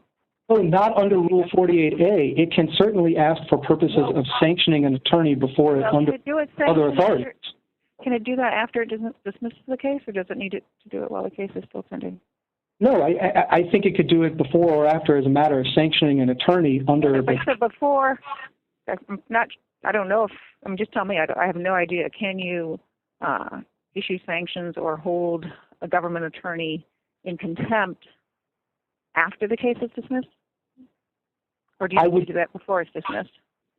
I don't know the answer, Judge Millett. I would think that the answer is the court can continue to supervise officers of the court even after granting the Rule 48A motion. Okay, so it's clearly not settled whether the district court then... Oh, it may be. I have a question. Right. Okay, well, I couldn't figure out either, but that you'll have more experience than me. That's probably... But again, I just want to say the basis for that is not Rule 48A. The basis for that would be... The question is, you have a motion to dismiss, and at least Ms. Powell's argument is grant it and go home. And the district court looks at that motion and says, I fear I've lied to you in that motion. Your position is the district court nonetheless has to grant that motion in which it feels it was lied to, and maybe it's a violation of court rules, that very document. It nevertheless has to grant it and can't inquire about whether it was lied to. That's the government's position. Before granting the motion. Exercise prosecutorial discretion is not substantively reviewable in that way. The Rule 48A, when it says leave of court, and as you know, the Supreme Court has left open the question of whether there's any other public interest besides harassment of the defendant into which a court can look to. And your position is protecting the integrity of the court and the very process in front of it is not... I'm not talking about any general public interest. I'm talking about this very narrow interest of protecting the integrity of the court and the court process. That's not allowed. I'm saying that's the domain of sanctions and contempt. It's not relevant in the 48A. Okay. There is it your position that there is no such interest inquiry? Of the kind you're outlining, yes. No such inquiry is appropriate under Rule 48A. So it's just limited to defendant harassment? It is defendant harassment and ensuring that the parties have reached counseled authoritative positions. But when they no longer want to proceed, and that's a counseled, considered choice by both parties, yes, the court cannot keep the criminal prosecution alive. Article 2 and Article 3 do not permit that. And then did the United States raise an objection to the appointment of Mr. Gleason, the court-appointed amicus, in the district court? No. May I explain why? Did you make? I'm going to get you a couple questions because maybe you'll explain them together because I'm getting nudged by the chief judge here. And did you object to the briefing order, the schedule that the district court laid out, which you said subject to a motion for reconsideration? You didn't do that either. No, not other than the arguments we made in our motion to dismiss. Sure, right, got that. Okay, and then but go ahead and answer that. And sorry, Chief Judge Srinivasan, but I have one more quick procedural question. But I don't want to cut you off on your full answer to those two, which are, I think, maybe... Only very briefly that the court didn't provide notice that it was going to appoint an amicus, and when it did it immediately after the publication of Judge Gleason's op-ed, it seemed to us a considered decision, and it did not seem worth moving for reconsideration, and we were not aware of any requirement to ask for reconsideration of a sua sponte decision, especially a considered one. So, no, we did not go in and tell the district court that it should not have done that. Okay. And then one last thing. There's been some talk about recusal and the judge's asserted bias or interest, self-interest in the case. In the government's view, just generically, is mandamus appropriate to raise recusal issues if the district court judge if the parties haven't first asked the district court judge to recuse?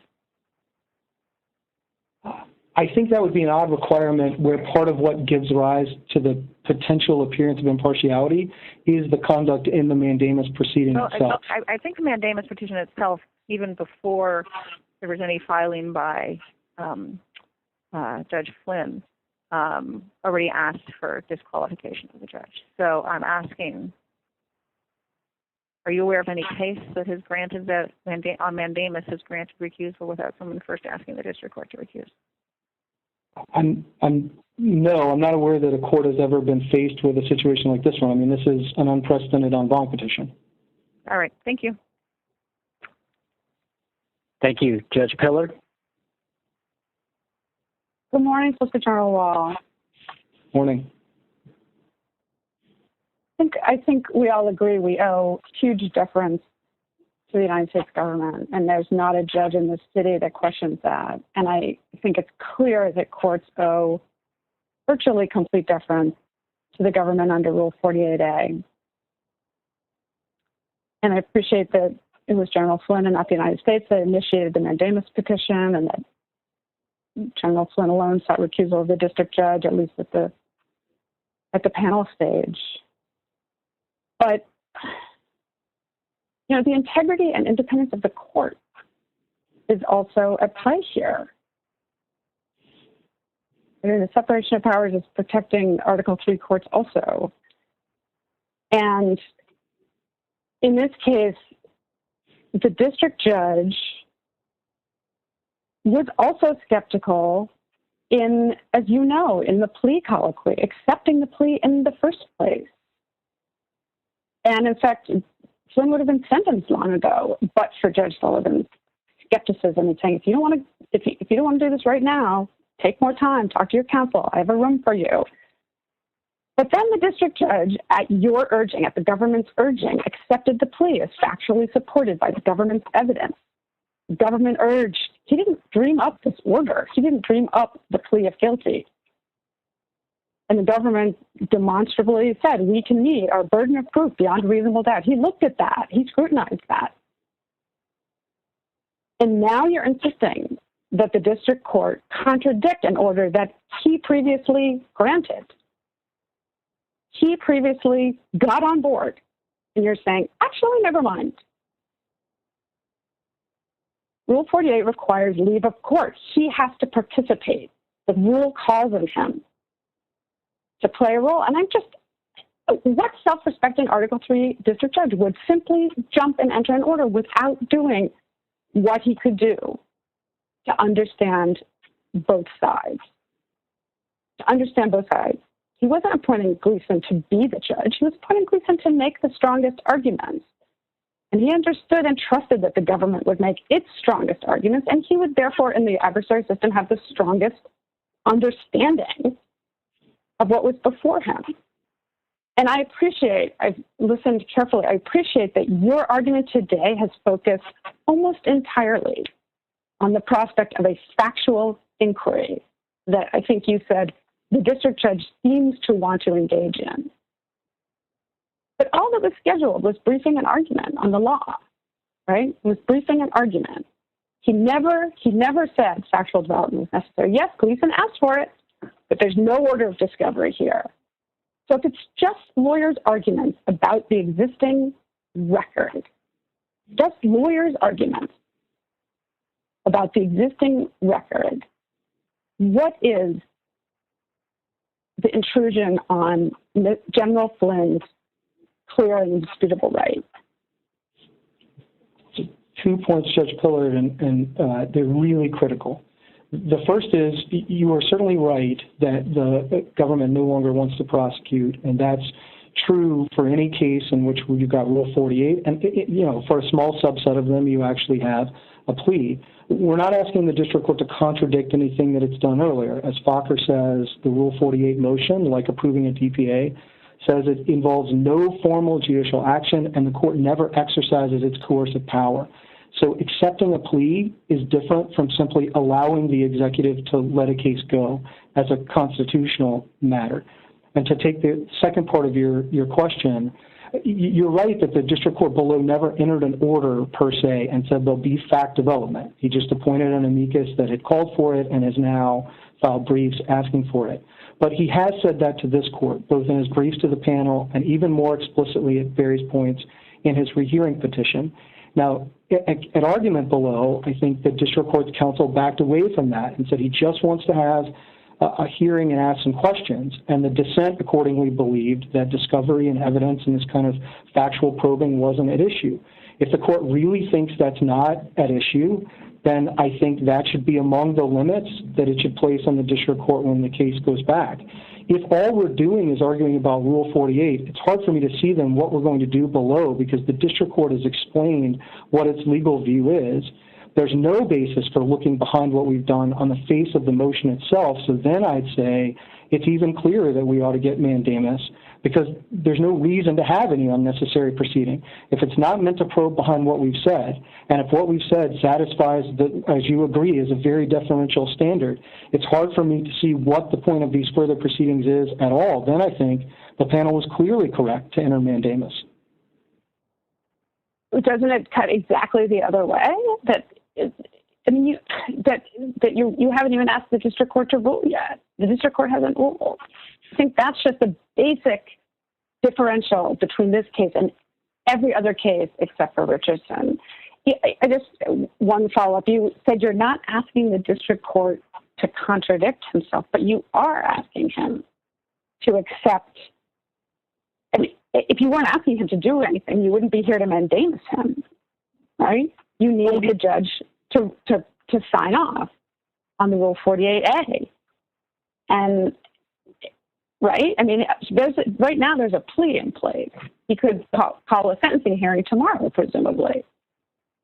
That's right, Judge Barr. So 2 points. One, in the motion to dismiss, quoting Fokker and a number of the Supreme Court's cases, we laid out the fact that we thought we were entitled to have the motion to dismiss granted.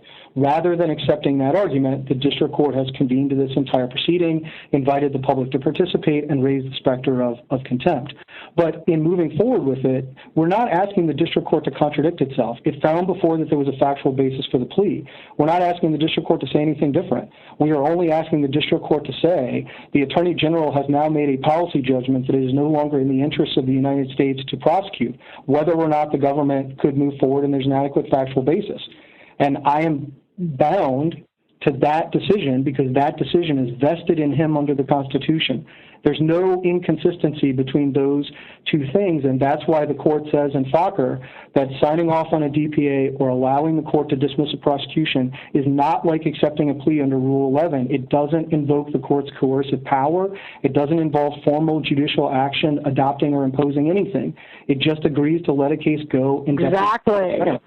Exactly. It's just really striking and remarkable. What is the government worried about if none of the inquiry that you're highlighting has even been scheduled? He wanted an argument. Anyway, I think that I understand. The only last question I have for you is, do you agree with Ms. Powell that it's not the reading of Rule 48A that imposes the severe limitation on the court being able to deliberate, but the separation of powers overlay? Because the history of the rule seems to be that there actually was quite a robust contemplation that judges would scrutinize whether there was, for example, political favoritism. And is it also your view that that doesn't matter if that's the right way to read the rule because separation of powers would render that unconstitutional? I think that overstates the history. There are some members of the drafting committee that mentioned favoritism as a concern, but they didn't put any mechanism in the rule for allowing the court to superintend prosecutions in that way. So I'm not sure the history is as clear on this as... But just leave it court, yeah. It is just as Fokker said, it's reading that language in light of constitutional principles and avoidance. And just to go to your other question very quickly, when you say, look, what are the real harms? I think that's Cheney all over again. It's what are the harms? You can assert executive privilege. What are the harms? If you want to show up and you want to have these questions, you don't have to answer them. You can stand on your motion, and if the district court is frustrated, he can hold you in contempt, he can grant, he can deny the motion. What's the big deal? And I think just as in Cheney that understates the harm to the separation of powers, I would say the same is true here. It's hard for me to read Fokker and think that's not among the harms that Fokker is talking about to the executive branch. Okay, Mr. Wall, just the very last.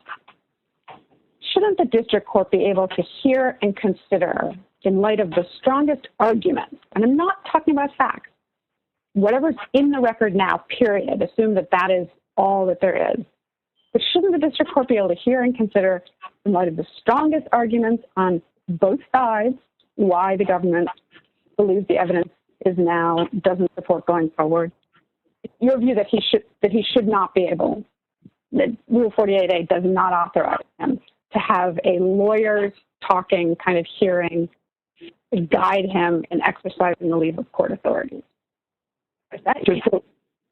We haven't said that a district court doesn't have the power to appoint amici in criminal cases generally. The problem with the appointment here is that, like everything else the court is doing, it is designed to entrench on executive power. So if a court tomorrow said, look, I'm not sure whether I'm going to approve this DPA, I think maybe it's too lenient on the corporate defendants. I want the best arguments from both sides about whether I should approve this or whether it's too lenient. And so I'm going to appoint an amicus. I think Fokker squarely forecloses that. It says there's no substantial role for the courts. And whatever the district court... He didn't say that, though. If he just said, I want to understand. I'm sorry, I'm interrupting. It's my feeling of urgency because I know the chief wants me to move on. But if he just wants to understand what the government's position is, and he thinks the adversary system is the way to get there, and he's going to appoint the devil's advocate on one side and have the government argue strongly on the other, that you don't have any objection to that. Judge Pillard, just to be clear, that's not what this is. The district I understand that we have a difference of opinion on that, but we've been asked to mandamus, and so we have to draw a line. That's right, but the district court told you in its brief, if you look at the rehearing petition, pages 14 to 16 and footnote 3, it says it wants to see whether the public interest is served, and what it says is, quote, legitimate prosecutorial interests. This is not a lack of understanding on the part of the district court. The briefs of the district court are very good. The district court fully understands the United States' position. What it wants to inquire into is whether that position is, in its view, quote, legitimate. And that is exactly what Articles 2 and 3 do not allow. Thank you. Thank you. Judge Wilkins? Yes, good morning, General Wall. Morning. So, in your view, Fokker forecloses any factual development at a Rule 48A hearing? Yes or no? Beyond ensuring that you have the authoritative positions of the parties, yes. You can make sure the defendant is counseled. You can make sure that the prosecutor hasn't gone rogue or been bribed. But outside of that, yes. So if in my hypothetical, there is a videotape of the U.S. attorney taking a suitcase full of cash, and the judge wants to have a hearing on that because that same U.S. attorney signed the motion, you would say that that hearing is appropriate or not appropriate under Rule 48A? I would say the hearing to make sure that the executive branch actually wants to dismiss is not a problem.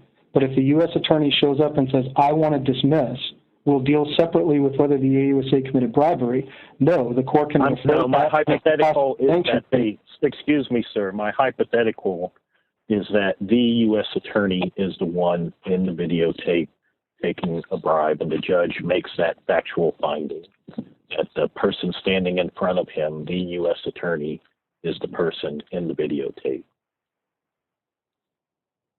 Again, that's the toughest case at the margin, I'll give you, but my answer is still the same. The court can ask the AG or the Deputy Attorney General whether they really want to dismiss. If the answer from the executive branch is yes, then whether some individual in the executive branch has committed a crime is not the domain of Rule 48A. The executive branch could prosecute and the court could sanction or have contempt under separate authorities, but it would not be a basis for denying the Rule 48A motion. It would be a separate criminal proceeding involving the corrupt United States attorney. And that is based on Fokker. And the constitutional backdrop on which Fokker relied. If the Attorney General said in your hypothetical, yes, I want to dismiss, I have lots of good reasons, I will separately look into whether the United States attorney took a bribe, I think the court would be required to grant the motion and dismiss the prosecution. It couldn't keep it alive. So suppose there's a hypothetical situation 10 years from now, different administration, where the Attorney General is in the videotape by the nuns taking the bribes. No authority under 48A to dismiss that case? No, my answer is still the same, and the political and public remedies for that are I think, sort of so obvious that it wouldn't need to be the domain of Rule 48A, and I don't think anybody has contemplated that Rule 48A is meant to aim at that sort of public corruption. Well, so the case would still get dismissed as to that defendant who bribed the Attorney General. The Attorney General might be able to be prosecuted or impeached, but the defendant would still get off scot-free as a result of committing a bribe. Maybe if That's the way 48A works. Maybe if I could come at it a different way, Judge Wilkins. In the vast majority of cases where what we're talking about is not commencing charges, I take it everyone, even the district court, agrees that there's no rule for courts to play under Rule 48A, even if they think that the executive has failed to prosecute for some improper reason, like bribery, like favoritism, like corruption. Everyone agrees that the executive can't be made to prosecute the case, no matter how impermissible its motive for declining to do so. And all we're saying is that as a rule-based matter, the same rule applies to Rule 48A if we have brought the charge. Fokker says dismissing is the same as bringing as a constitutional matter. It's bad conduct, to be sure. It should be punished, to be sure. There are other remedies for it, but they don't concern Rule 48A. Well, 48A motion could be made after sentencing. So you're saying if the Attorney General is bribed by the defendant after the sentence because the defendant didn't like the sentence that he got, the court would still have to vacate the conviction based on 48A, even with a videotape evidence of a bribe to the Attorney General. As Fokker says, there is no substantial role for courts to perform that sort of judicial scrutiny and oversight. The executive branch's conduct of prosecutions is governed, but it is governed by the legislative branch and the public through means like legislative oversight, impeachment, and the rest. It is not governed by courts under Rule 48A. That's right. Okay, thank you. That's all I have. Thank you. Judge Rao? Thank you.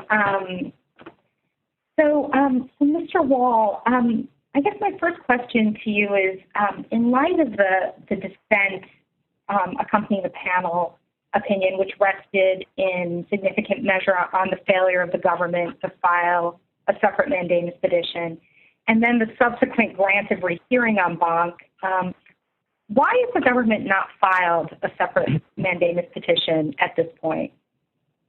So I think, Judge Rao, I understand the arguments about sort of the timing on the harms. I don't really understand the argument that the court can't look at the harms or that we needed to file a separate petition. We're a party. We filed a brief for the United States. We articulated at length our harms, and in the conclusion, we urged mandamus. I take the line between cases like Cobell and ExxonMobil to be whether we have filed and sought the relevant relief, not how we captioned the brief. Nothing here would have been different if we had filed exactly the same brief, but we had said it's a brief for the United States and a mandamus petition.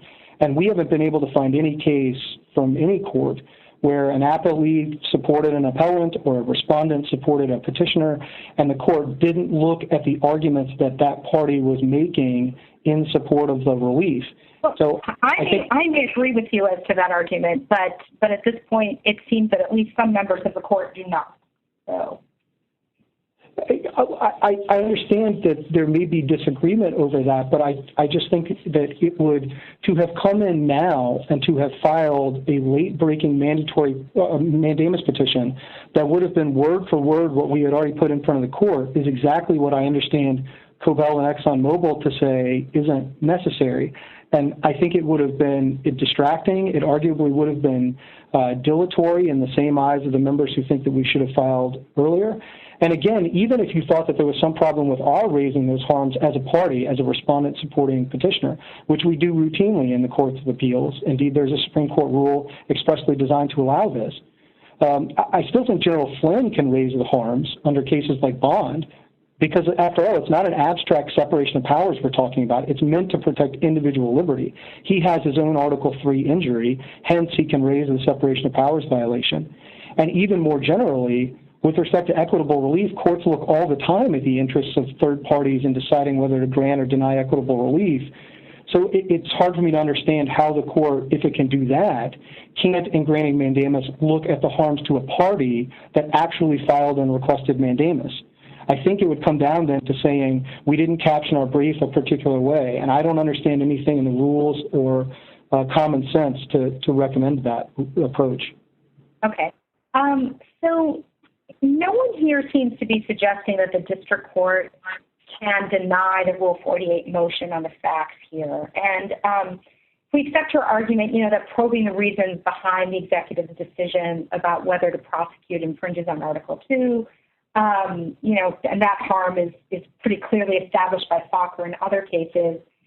It seems that in our cases, you've talked about Cheney, when the court has found a harm to the executive branch or found a separation of powers violation, that an appeal is not considered an adequate means of protecting the executive power. And I think that is also what the 1998 Field case stands for, involving the independent counsel and Cobell. And I'm just wondering if you are aware of any cases in which we've found a separation of powers violation or a harm to the executive power and then not granted mandamus because we've waited for the executive branch to appeal.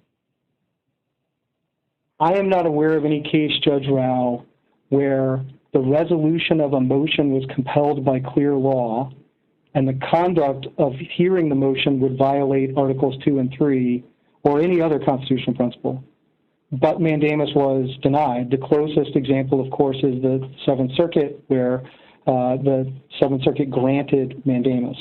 So, no, I'm not aware of anything like that. I understand that there's some skepticism on the court about doing it at this stage. We do think that Cheney and other cases make clear, Fokker among them, that an appeal is not going to be an adequate remedy for the government because of the harms it faces from the process. But if the court disagrees with that, I think at least what it would need to do are to place on it the limits that the panel dissent thought were implicit in the proceeding and that the courts have indicated. I think it would need to indicate to the district court that it needs to take a harder look at Rule 48 and Fokker because its role is a limited one. I think it needs to take off the table the sort of fact development the district court is trying to hold open, notwithstanding the panel dissent. And I think the district court would need to make a quick decision so that we could come back to the mandamus panel in a timely way. Thank you. Thank you. Mr. Wall, just one quick question. The Seventh Circuit case, that's the United States case? Yes, sir. And that one, the Rule 48A motion, was denied by the time mandamus was granted. Is that right? Yes, that's right. Okay, thank you. Judge Henderson? Yes, I just have a quick question, Mr. Wall. When the trial judge appointed amicus, he also asked that amicus to opine on whether Flynn had committed perjury or contempt, and you referred to it as the specter of contempt. But aren't there two ways to look at it? In other words,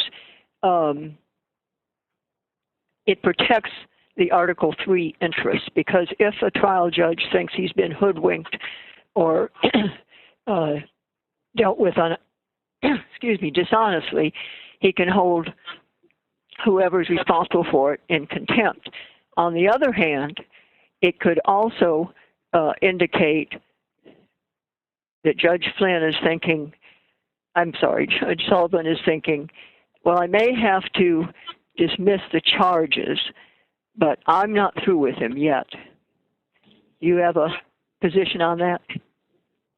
Judge Henderson, I will say, although it's not our goose being cooked on the contempt piece of it, I find it maybe the most troubling part of the case, because as the National Association of Criminal Defense Lawyers explained in their brief in the district court, It is not an uncommon occurrence for a defendant to plead guilty because he thinks that's the best deal he can get, and then to later decide that he wants to withdraw his plea and maintain his innocence. That is a fairly common proceeding in a district court. As far as the folks in the criminal division are aware at the Department of Justice, no district judge has ever raised the specter of contempt for that. It's happened in front of this district court before. I'm not aware he's ever raised the specter of contempt for any other defendant, and the reason is that the Supreme Court's cases are clear that that may be perjury, but it's not contempt. And even the court-appointed amicus hasn't tried to make an argument that it is under cases like Hudgens and Michael. And so I think that raising that it creates a real question about why now and why this defendant. Again, it's not a harm to the separation of powers, so it's not something we focused on in our brief. But I do, Judge Henderson, think it's fairly troubling, and in terms of your dichotomy, more the latter than the former. It seems more a sword over the defendant's head than the sort of thing that this district court is legally entitled to do. I'm not even sure how it's arguable under cases like Hudgens and Michael. No one has tried to make the case. The district court has never even addressed that in its briefs to this court. Thank you. Thank you. Judge Rogers? I'll pass. Thank you. Judge Tatel? Mr. Wall, I just have a quick, more or less summary type of question. Could you just tell us what's your very, very best argument? Your very best argument, given there are so few Rule 48 cases, what is your very best argument that it's clear and indisputable that the district court has no substantial Rule 48A role under the circumstances of a case like this, where one, the government seeks to drop a prosecution after the district court accepted a plea of guilty, and number two, the district court has not acted on your motion to dismiss? What's your best argument that it's clear and indisputable under those two circumstances together? So I fear this is not going to persuade you, Judge Tatel, but I'm reading from Fokker. I ask the question because always open to persuasion. Decisions to dismiss pending criminal charges lie squarely within the ken of prosecutorial discretion. To that end, the Supreme Court has declined to construe Rule 48A's leave of court requirement to confer any substantial role for courts in the determination whether to dismiss charges. Right. And the court in Fokker went on, by the way, Judge Tatel, to distinguish Rule 48 from something like Rule 11. So I think it specifically rejects. Right, but that case involved neither of two circumstances present here. Well, two things. One, I think I granted earlier, I meant to, that it would have been a harder case, though I think it should have come out the same way if there had been no hearing there. Once it's on the books, I don't understand what difference the hearing can make, because that's part of the process that's foreclosed, as we know, by the constitutional backdrop. And then that just leaves the distinction between the pre-plea and the post-plea situation. But I understand Fokker to reject that. Rule 48 does not, like Rule 11, set up different standards for stages of the proceeding. And of course, the constitutional principles that led Fokker to interpret the rule in the way that it did are the same, because you need the adversity and you have to respect the prosecutorial discretion throughout the case. There's nothing magical about the plea. It doesn't enter a judgment of conviction even, and there's still many things that go on in front of the district court. There would be many things that went on here if this Rule 48 motion were denied before we got to a final judgment. So the text of the rule doesn't distinguish, the cases don't distinguish, the constitutional principles are the same. So once we know that Rule 48 is not meant to do this for the pre-plea situation, I don't see how the court could say that as a rule-based matter, it's meant to do it for the post-plea situation. I have no further questions. Thank you. Thank you. Thank you. Judge Garland? Yes, thank you, again, General Wall. So you were asked about how often we grant mandamus and separation of powers cases, and you sort of amended the question by saying what really matters here was the process, and in answering Judge Tatel's question, you said the real problem here is just the hearing itself. So I'm trying to figure out how we draw a line between this kind of separation of powers claim leading to mandamus and the many other ones that we have in the district court not leading to mandamus unless we're going to have a flood. So there are a lot of separation of powers cases that challenge actions of various administrations under the separation of powers.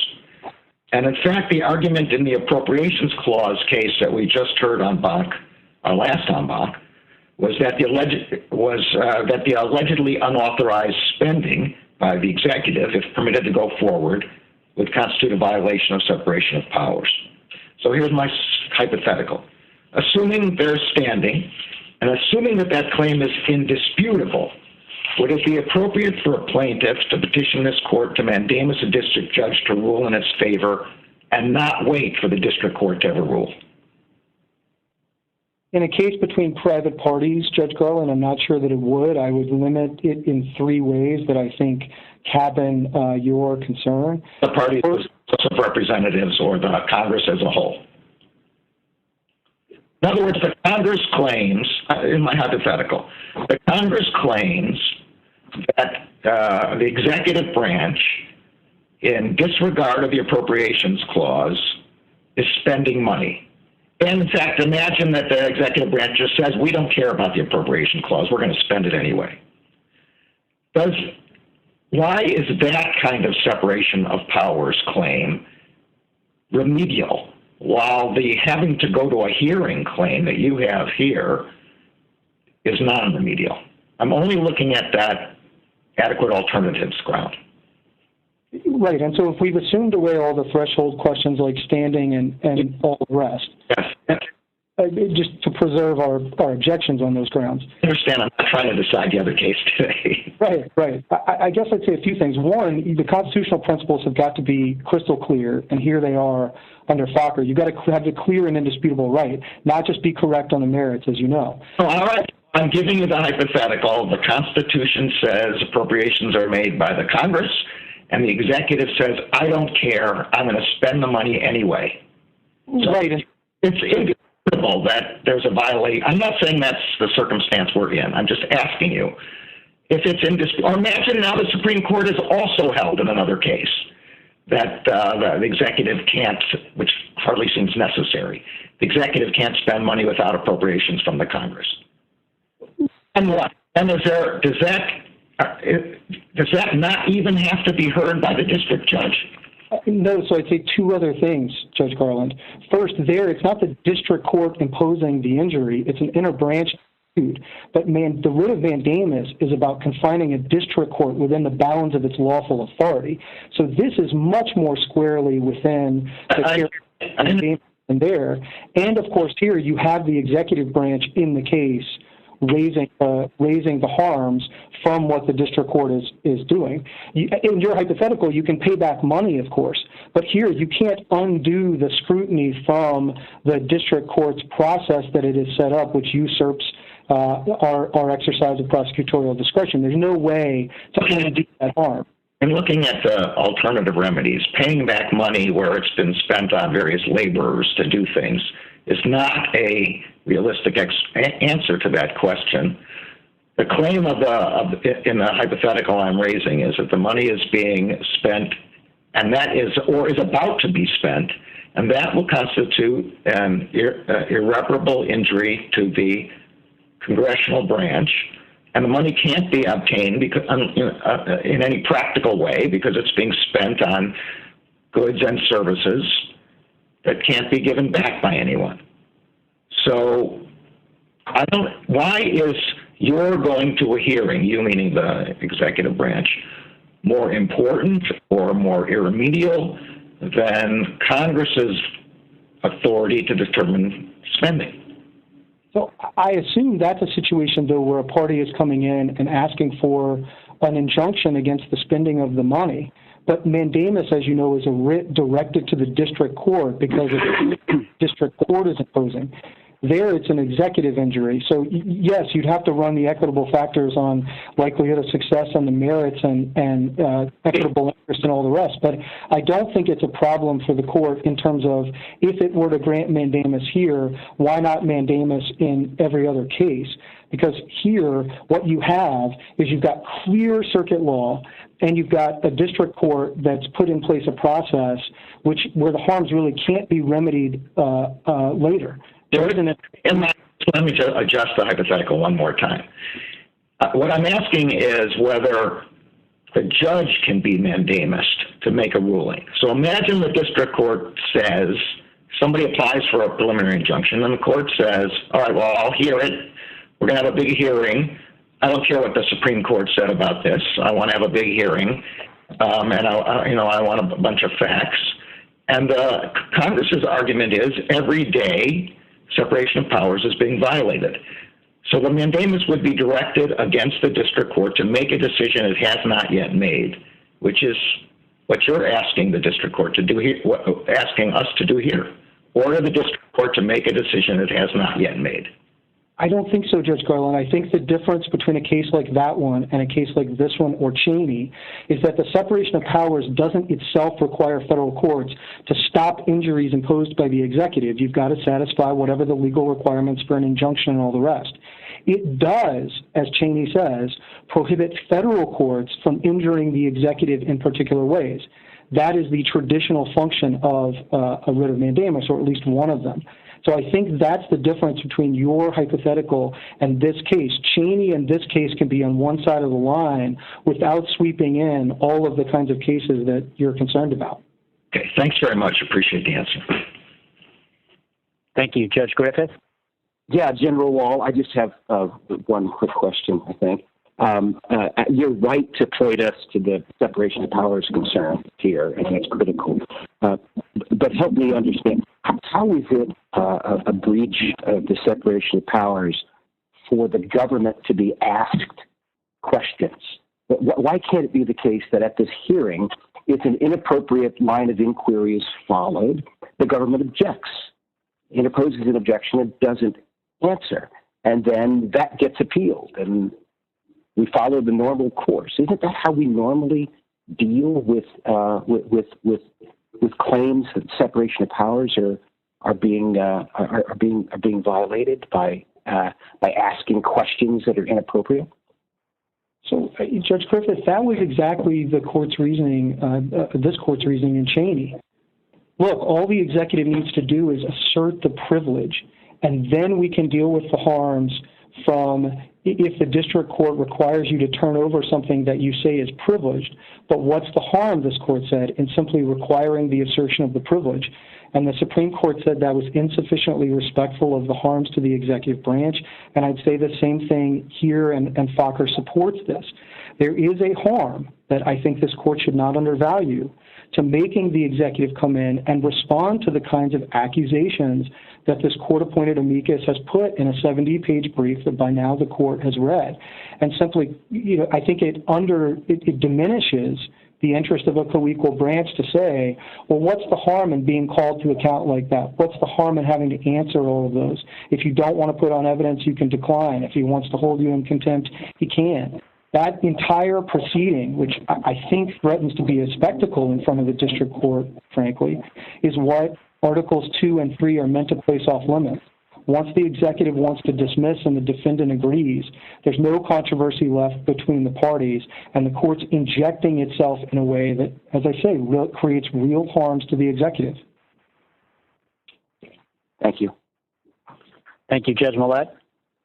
Yeah, I'm just following up on that question from Judge Griffith. In other criminal cases, and Cheney wasn't a criminal case, in other criminal cases, when there's been a question to dismiss or not, and courts have, I'm thinking of United States versus Armstrong, crack cocaine, and whether there was racial bias in the prosecution. And when the district court insisted over the government's objection on discovery, that the government didn't want to do, it just said, no, we cannot comply. Go ahead and enter judgment against us, and we'll appeal. And when I try to understand your harms here, sometimes in the briefs it sounds like you want mandamus against Mr. Gleason and his arguments. But at this point, we don't know what the district court would ask. We don't know what the district court would insist upon.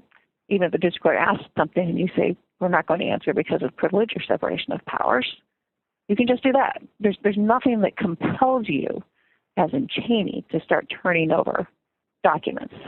But you can just say we refuse to comply, as the government does. I won't say commonly, but not uncommonly. It says, fine, rule against us, and we'll take our appeal. Why isn't that? There's nothing here that requires you to disclose. You don't have to respond to every argument made by Mr. Gleason. Government doesn't respond to every argument an opposing amicus or party makes. So you say what you said already. We stand on our filing. We will say no more. And if the court thinks that's a basis to rule against us, we'll take our appeal. Would that process not protect you against any separation of powers injury? I don't think it would, Judge Millett. 2 points. One, as you know, Armstrong is an exception to the normal rules justified by the Equal Protection Clause, and even that exception is a very tightly cabined one. It sets up a very high hurdle, and only where you've got clear evidence of an unconstitutional motive. We don't have anything like that I'm here. just talking about the process for the government to avoid injury. I'm not talking about the constitutional issue there versus here. I'm talking about the process for the government to avoid injuries. If you get a question, you ignore arguments you feel like you don't have to answer. You just say, we refuse to answer. They're not relevant. They're not legally relevant. We will not address them. Right, so that was going to be my second. Information. Right, and you just say that to the district court. But my first point was just that probing the executive in the way that Armstrong allows is a very narrow exception required by the That was the ultimate Supreme Court holding. I'm talking about the process by which the government responded. Right. Right. That was in the government's position in the lower court in Armstrong. The process was used there, and it could be used here and avoid any harm. No one makes you, right? No, it's the worst would happen, I suppose, is throw an attorney in contempt and you get immediate appeal of that too.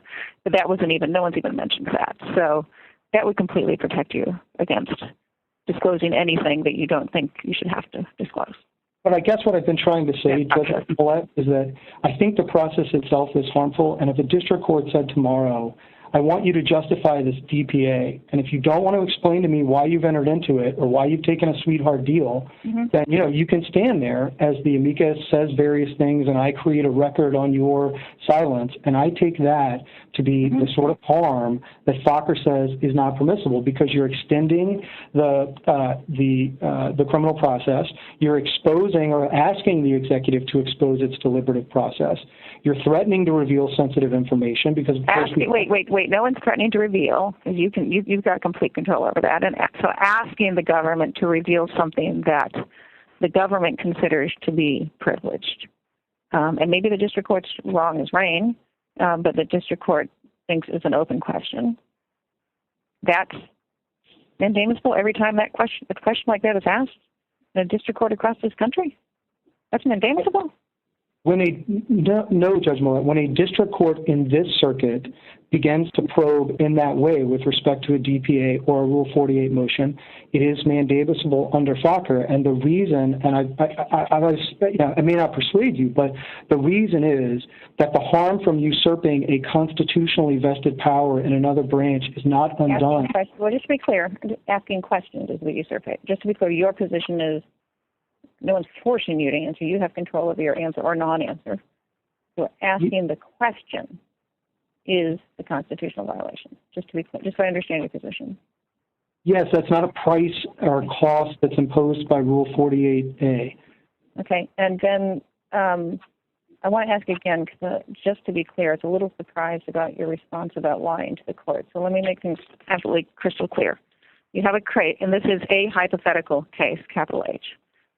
Criminal case, district court has said, it's a standard order on Brady disclosures. Government says we've complied, we've turned over. District court, again, before trial goes, I want to make sure you've done everything under Brady, you've given them everything you have, you've asked everyone who would know or have information, you've checked every file. The government says yes, yes, yes. There's nothing else. We've done an open file process in this case. We've given the defendant everything. Third time, district court confirms right before trial, you have done everything Brady requires. Everything has been disclosed. Absolutely, Your Honor. It's now the first day of trial. In the presence of the court, the defendant hands to the defendant's attorney, who then hands to the prosecutor a briefcase filled to overflowing with $20 bills falling out of the seams. It's handed to the prosecutor, who is the U.S. Attorney and the Attorney General sitting right there next to her. And the government, upon receipt of that briefcase, submits to the district court a Rule 48 motion to dismiss. And it's 10 pages long, and it has affidavits, and it says there was a Brady violation in this case. So in the presence of the district court, money has exchanged hands. Previous representations about Brady are now being undermined. And your position, as I understood it from your prior answer to me, is that the district court has no choice but to grant that motion to dismiss. And that would be true even if it is unclear whether the district court could prosecute criminal contempt in the court's presence after a case is dismissed. Yes, but if I may explain my answer, the court can impose sanctions and pursue the Brady violation. It may even be able to pursue the bribery. I understand you. No, I understand you for that. No, but look, you're saying the district court has to play a part in this, has to finish the bribe and make it effective, has to sully the court's reputation by closing the deal between the two parties. What is your clear authority for that? Because Fokker says on page 743, to be sure, a district court judge is not obliged to accept a proposed decree that on its face and even after government explanation appears to make a mockery of judicial power. So you can't point to Fokker. So what's your clear and undisputable authority that Rule 43A compels dismissal, even if it's unclear, even if it would, there's a risk that it will strip the court of its criminal contempt and sanctions power once the case is dismissed? So three things, Judge Millett. The first is I take everyone to agree that that is the situation in the pre-plea situation. I take it even Judge Sullivan agrees with that. So the only question is whether the plea somehow triggers a different regime, and under Rule 48, we don't think it does. It's all bad conduct, to be sure. Just to be clear, I don't agree that that would be true pre-plea if a bribe was executed in the presence of the court, but go ahead. I didn't understand anyone to dispute that. But second, I do actually rely on Fokker. First, when the court's talking about the mockery of justice, it's talking about the consent decree context where you are invoking judicial power and an ongoing judicial role. Obviously, you couldn't involve the court in that kind of a mockery. But in any event, here, it has to be a filing. Okay, so Rule 43 does allow involving the court in a mockery. Well, it has to be a filing that on its face makes a mockery. Here, one of the Attorney General's reasons was a policy judgment. I'm asking only for an answer to a hypothetical question. That did not on its face make a mockery of justice? My hypothetical? This is a hypothetical. I am not for a minute suggesting that's what's going on in this case, to be absolutely clear. No, the motion, and I didn't understand the motion, your hypothetical on its face to be a mockery. The question was what the government's actual motive was that might underlie what it was saying was a Brady violation. The motion on its face seemed fine. It seemed like the kind of thing that could be granted in lots of other cases where there was no evidence of a bribe without any question at all, routinely granted. I took it just to be that the judge has a question about what the real motives are of the prosecutor who's otherwise filed a motion that's found. No, I will restate the hypothetical. The district court does not wish to be privy and party to closing the deal. Oh, I'm sorry. I thought granting the motion will do. I thought, yes, if the motion just comes in and says, look, we think there's a Brady violation, we want to dismiss, but the court thinks maybe that's not the motive, there was bribery. You got the hypothetical. It's clear as rain what's going on. 3 representations about Brady. I'm just trying to make sure, and maybe it's just your position. Sometimes the government has to take hard positions, but there's nothing ambiguous. It's in the presence of the court, and the court wants to protect the integrity of the court and not grant the motion. And the government's position, as I take it, and you can just confirm, yes, is that Rule 43 does not allow the district court to not participate in that activity, to preserve the integrity of the judicial process. No, I think if you're asking about the consent decree context, it may be different. I am asking about the hypothetical I gave you, which is a criminal prosecution. I'm sorry, when you said Rule 43, Rule 48 does not. 48. I'm so sorry, Rule 48. I do apologize. Yes, Rule 48A. No, I don't think it leaves that role to the court. And again, if I could just make one point, everyone agrees that is true if that exact same bad conduct went on at any other earlier stage of the criminal proceeding, and maybe the court doesn't agree, but I think that's been fairly well accepted throughout the litigation that you can't force the executive to bring a prosecution or to keep one alive pre-plea. And all we're saying is nothing changes in the plea circumstance. There are lots of outlets for it, and it's not that the court is powerless, but it still has to let the prosecution go if that's the considered authoritative position of the executive branch. Yes. Okay, thank you. Thank you, Judge Pillard. Hi, Mr. Wall. On the lines of the same line of inquiry, what the government is asking of the court and how the court is implicated. If there were no Rule 48A at all, which is sort of, I gather, how you're reading the rule to apply here, and there were a plea entered before a district judge and the government decided that it didn't want to pursue that prosecution, what do you envision would happen? So it's not, Judge Pillard, that we think there's no role under Rule 48 or that I'm reading it out. It has work to do for opposed motions and even for unopposed motions to protect the defendant in cases of harassment, and of course to make sure you've got. I'm saying in a case like this, if there's no Rule 48A, the government wants to walk away. Is there a conviction? Is there not a conviction? Is there a private settlement between the government and the defendant? What if then the district judge schedules sentencing? I mean, because I think I'm trying to probe my impulse that judicial integrity is at stake here, together with your impulse that executive integrity is at stake, and see what the extent to which you recognize that there is any judicial integrity at stake here. And I'm literally, I don't know, and I'm trying to understand what role you think, if any, the court plays. I think in the absence of Rule 48A, the plaintiff could dismiss its case here. That's the prosecution, as in any other context. Rule 48A does set up a hurdle to that. It does require leave of the court. It's just a hurdle that has to be understood as a relatively low one in light of the constitutional backdrop. And I don't want to say that it doesn't involve judicial integrity in any sense, but not in the relevant sense, because we're not asking Judge Sullivan in granting this motion. He could file a simultaneous opinion saying he doesn't agree. He thinks there's a factual basis. He's not signaling at all. And indeed, a district court might strongly be that the prosecution should be let go. So there's nothing about deferring to the executive's judgment that means the courts independently agree with that judgment. Exactly, but you haven't even waited to see whether he would defer.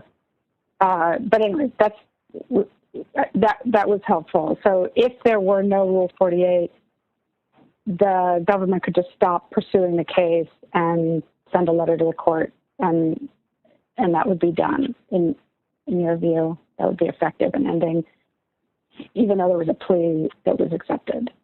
I think so, because there'd no longer be any Article 3 controversy between the parties, and there wouldn't be any authority beyond Rule 48 for the district court to keep it alive. And that seems to me at least as important, maybe more important on the criminal side, where you're not just talking about an adversarial contest between private parties.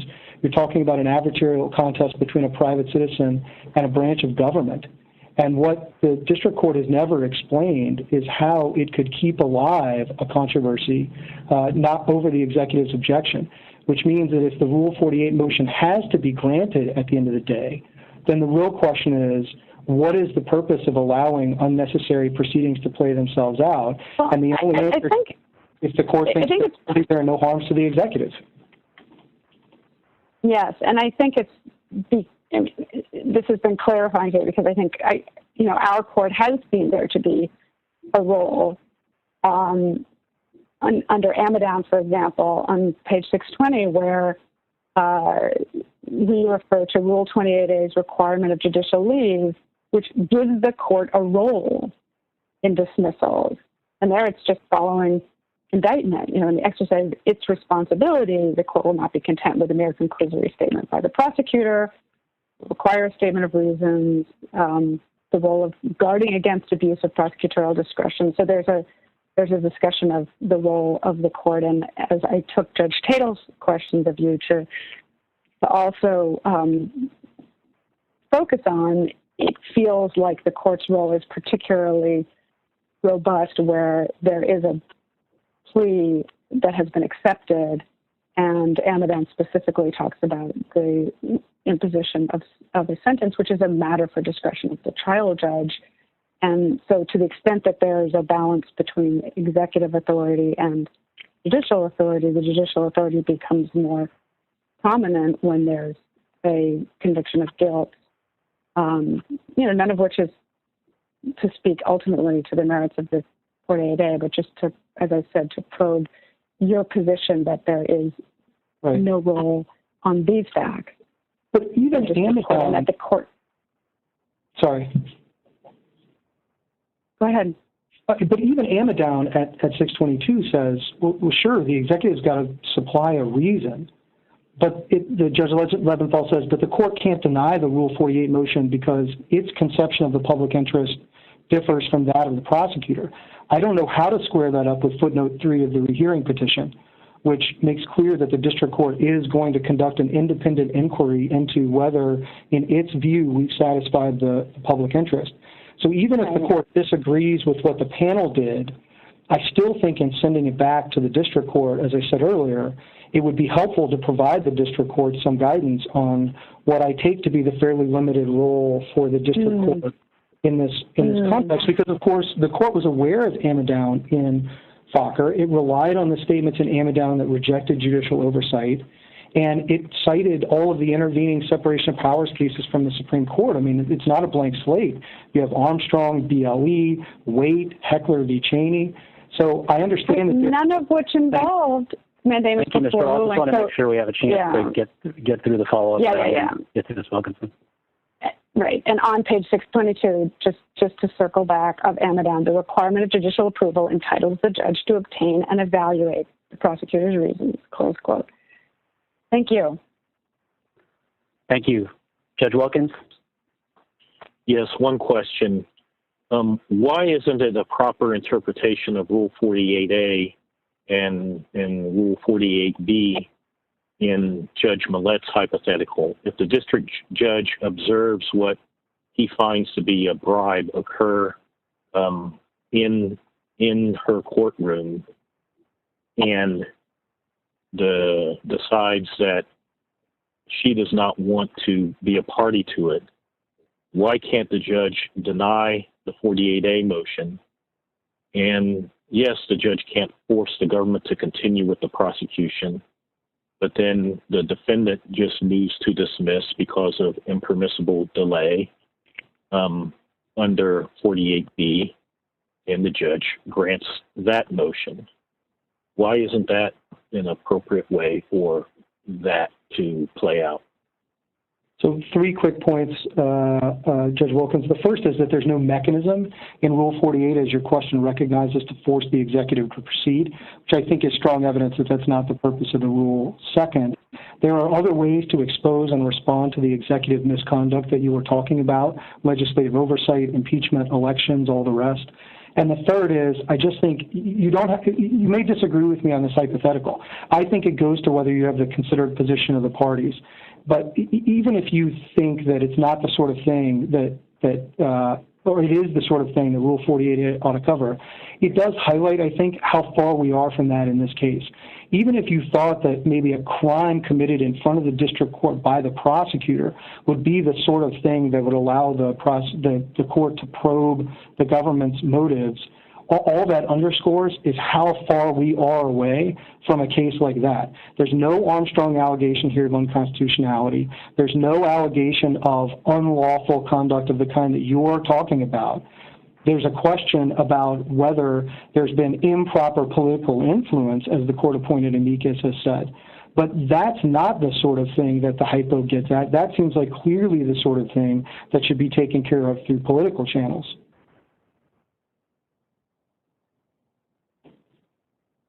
Nothing further.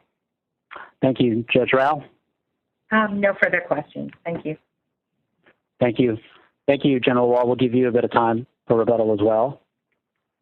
We'll now hear from Ms. Wilkinson. Thank you, Chief Judge Srinivasan, and may it please the court. The extraordinary remedy of mandamus is unwarranted when a district judge has yet to decide a pending motion. By appointing an amicus, scheduling a hearing, and receiving legal briefing from the parties, the district court is doing what district courts do, preparing to rule on a motion. The judge has not asked any questions of the government or anyone else. No fact-finding has been requested, and briefing by the parties is not finished. Once that process is complete and the judge studies the papers, there may be little left to discuss at the hearing. The parties' speculation and fears about what the district court might do are not a proper basis for mandamus. Indeed, all agree that this court has never granted mandamus before giving a district court an opportunity to rule. The petition for mandamus should be denied for the simple reason that petitioner has adequate alternative means of relief. 3 reasons support this common sense conclusion. First, the district court could very well grant the motion to dismiss, which is the outcome petitioner desires. Second, as the panel appeared to recognize, there's no irreparable harm to petitioner from permitting the district court to receive briefing and argument on a pending motion. Nor can the government, which did not petition for mandamus, show irreparable harm. The government's entire argument comes down to speculation about what might happen. But speculation cannot be the rationale for such an intrusive mandate from a reviewing court. Finally, for purposes of recusal, Judge Sullivan is not a party. Deciding whether to hear a case en banc is solely within the power of this court. What we did as counsel was to suggest something this court can do on its own, and did.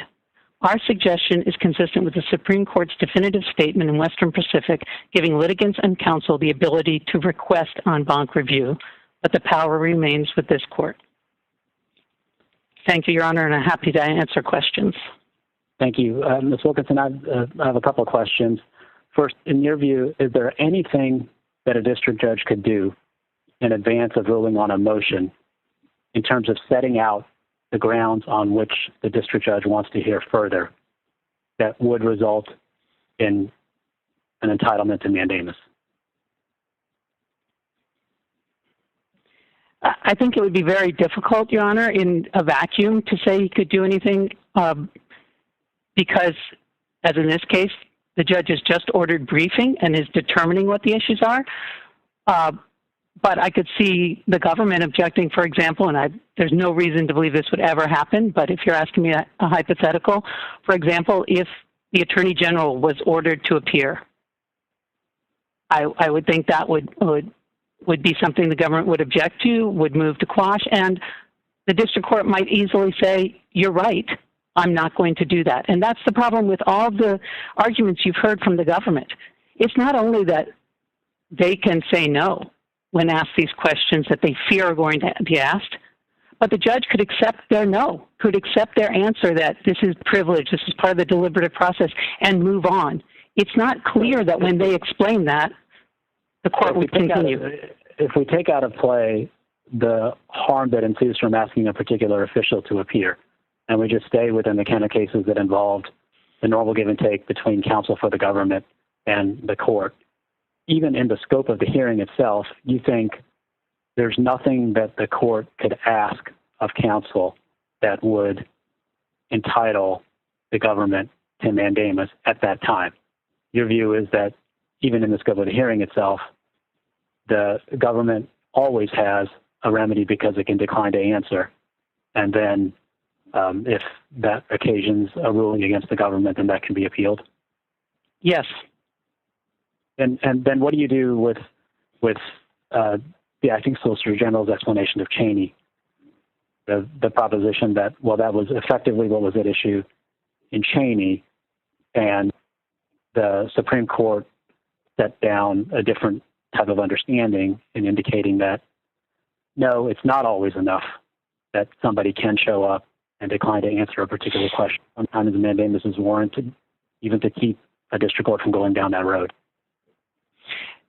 Cheney was different for 2 reasons. One, there was an actual order from the court ordering broad discovery and ordering the government to turn over the documents, and there the government did assert executive privilege before the case and gave the district court judge the chance to reconsider his ruling. So none of that has happened here. If there's any questions that the government thinks are improper, but again, they can. Going on in Cheney, at least in some sense, was the regime that the Supreme Court was reviewing was one in which the ostensible fail-safe was that the government could show up and decline to answer specific questions. The reason that's not relevant here, Your Honor, is the government has answered many questions already. The government hasn't taken that clear, specific, and full assertion of executive privilege. I think the government misspoke when they said that they shouldn't have to answer, or they're not going to answer, the 70-page brief by the amicus during the pendency of these proceedings. They have filed a response in the lower court to the amicus brief, and they haven't asserted in that response any executive privilege, any deliberative process privilege, or that they can't turn over certain kinds of information. So they haven't, the facts of this case are not similar to Cheney. The government's had that opportunity, has responded, and has not claimed any privilege or any irreparable harm when they've actually answered the questions or responded to the motion or the pleadings. Okay, thank you, Ms. Wilkinson. Judge Henderson? No questions. Thank you. Judge Rogers? So your reading of Cheney is that absent the elements you just recited with the chief judge, that the court would not have, the Supreme Court would not have ruled that as it did. In other words, I thought some of the language in Cheney was very broad. I believe you're right, Judge Rogers, that the language was broad, but as it was applied, and it was because the government asserted the privilege generally, and the court said it should not have to go through each response or each discovery request and make those assertions, because that itself, on the specifics, would reveal some executive privilege, and they shouldn't have to do that. And that was a very different case than here, where the government has chosen to respond and started with a motion to dismiss that contained an application of an explanation of the facts and the law. Yes, but you've heard the argument today as well as in the pleadings for the in-bank court in terms of the process and more or less the burden and the signaling, as it were, that the district court has given in terms of what it intends to pursue. And it's not framed in terms of trying to understand the government's decision, although it could be framed that way if we apply the normal presumption that the district court will act in accordance with the law. So where you answered the chief judge by saying you couldn't see a situation where a process itself, before the district court has ruled, would give rise to an appropriate issuance of mandamus. You think that the Supreme Court's application of Cheney is sufficiently limited?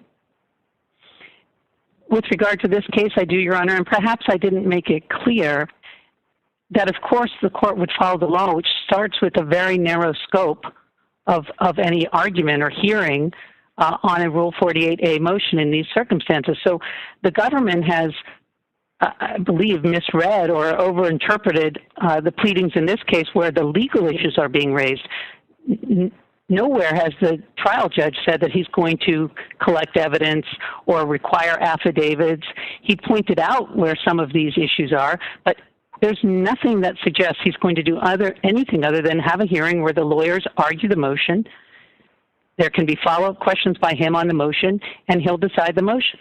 There's that process, which occurs all the time in a district court, would not invade the separation of powers, would not usurp the power of the executive branch, and there's no signaling to them that there are going to be these onerous or invasive questions. Thank you. Thank you, Judge Tatel. Ms. Wilkins, your argument is that mandamus is premature because the judge has simply scheduled a hearing and hasn't yet acted on the motion to dismiss. That's your argument. Yes, Your Honor. My question is this. Let's assume you're right that under Rule 48A, there is some substantive role for the district court. Does the judge actually have discretion to deny a Rule 48A motion? Is that included in his, can he deny it? In other words, even if he has a substantial role, does that role include the discretion to deny the Rule 48A motion? Because if it doesn't, then I don't understand what the purpose of the hearing is going to be. I think there's very limited discretion to turn or to deny that motion, but there is in the case law examples like the one, I believe, that I don't remember who first started it, but Judge Millett or Judge Pillard used about bribery of the prosecutor. And in Fokker itself, the court recognized there's a presumption of regularity, but that could be overcome, and that could be a basis to deny the motion. Okay. Well, play that out for me then. Let's assume you're right, that there is some discretion to deny the motion. Then what happens? In this case, it is different from when a prosecution is initiated. If it were denied, there's no role for the executive branch any further because sentencing is the only thing that's left. Now, the government and Mr. Flynn could take the position that they're going to mandamus after that. That's obviously what I believe they think would be their next step. But if that didn't happen, the defendant would go on to sentencing, and then there would be an appeal, I assume, by either one or both of the parties. And how would that appeal come out? What would be the result of that? Well, if I'm reading the tea leaves properly, Your Honor, depending on who the panel is, this court appears to, and the Fokker decision suggests that there's very limited discretion for a judge to turn down or deny that motion to dismiss, but there could be... I asked you a question that I did, which is, if in the end, either because the district court reads Rule 48 as giving him no discretion, or if because this court later views Rule 48 as leaving the district court no discretion, what's the purpose of going through all of this? Well, Your Honor, first of all, that doesn't mean it's clear and indisputable now and that mandamus is appropriate now because you're talking about what would this court do. But the process itself of the judge participating with leave of court, which is receiving the briefing so he understands the scope of the government's motion and the law, and allowing lawyers to argue it and make a decision, is not, even if the answer is predictable, is not an error, and is certainly not the basis for a mandamus for this reviewing court to come in and direct him to what you're suggesting in the hypothetical is inevitable. Thank you. I have no further questions. Thank you. Judge Garland?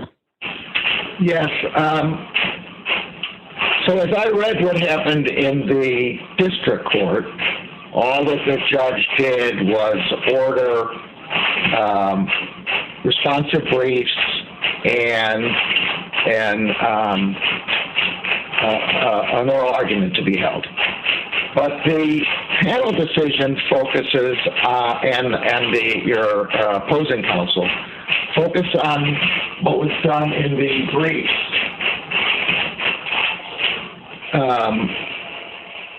In this court.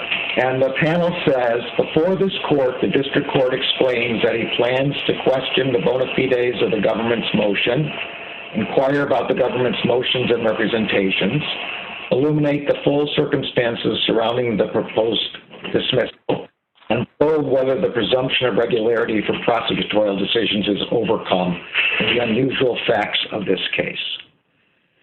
Is this different than what happened in the district court? Are you forecasting what the district court plans to be doing? What is your answer to these statements in the panel's decision? We are not forecasting anything, Your Honor, and that starts with what we said in the conclusion of our brief on page 18.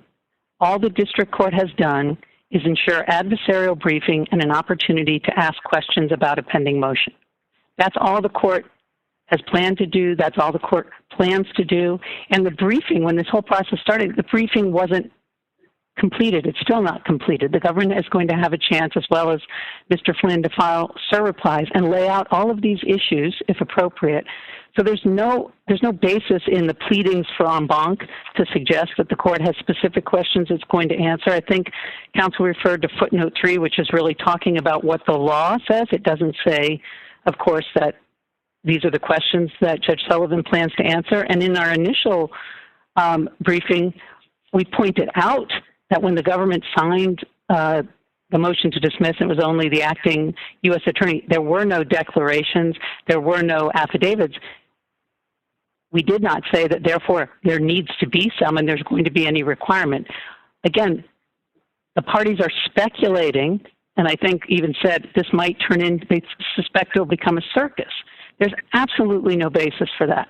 There's nothing in anything that the court has done below or has done in its pleadings to suggest it will do anything that follow the law and listen to the arguments of the parties, ask any follow-up questions, and rule on the motion to dismiss.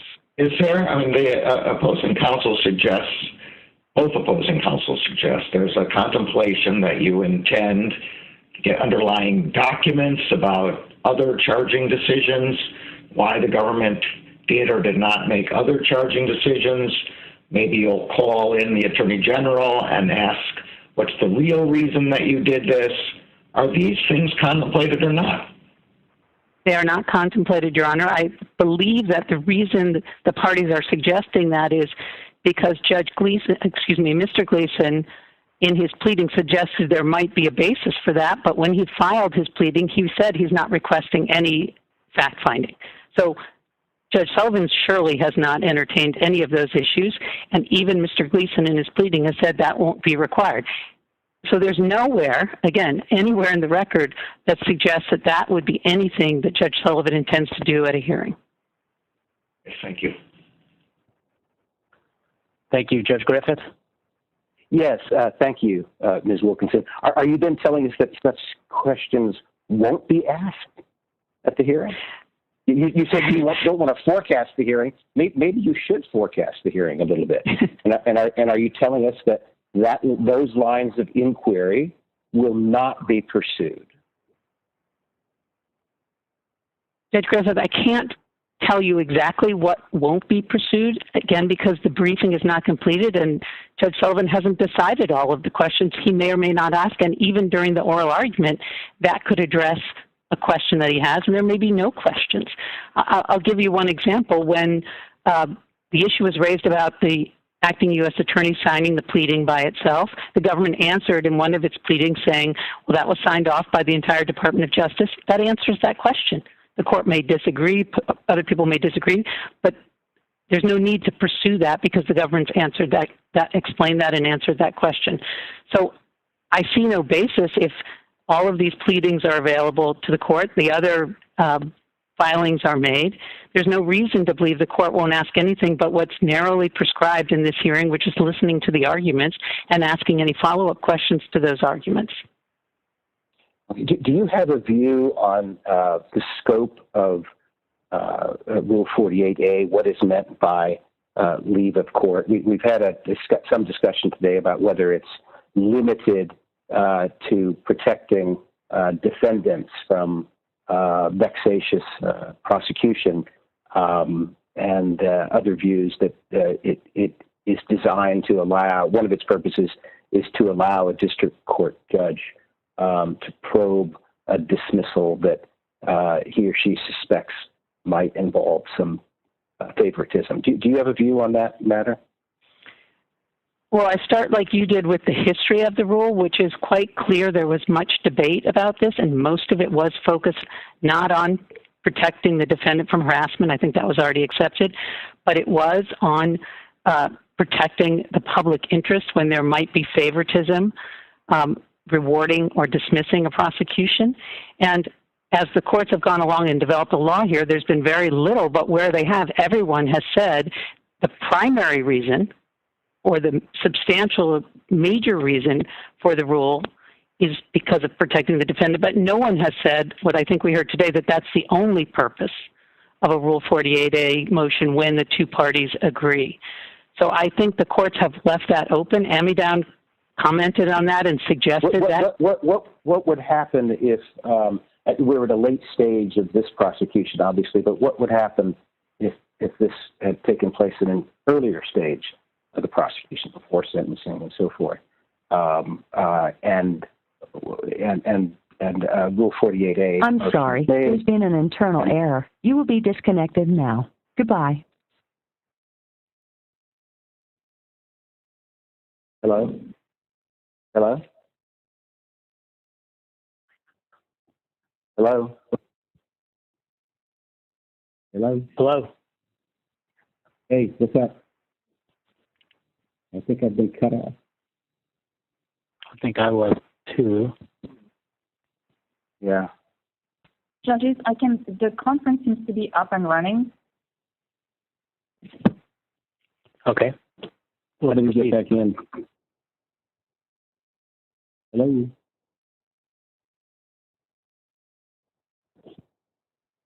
Ann, are we still in conference and things are proceeding? Okay. Judge Griffith, please. We have just I can't hear. we have just lost Ms. Wilkinson. She just dropped. We're going to try to reconnect right now. Okay. Thank you, Ann. You're welcome.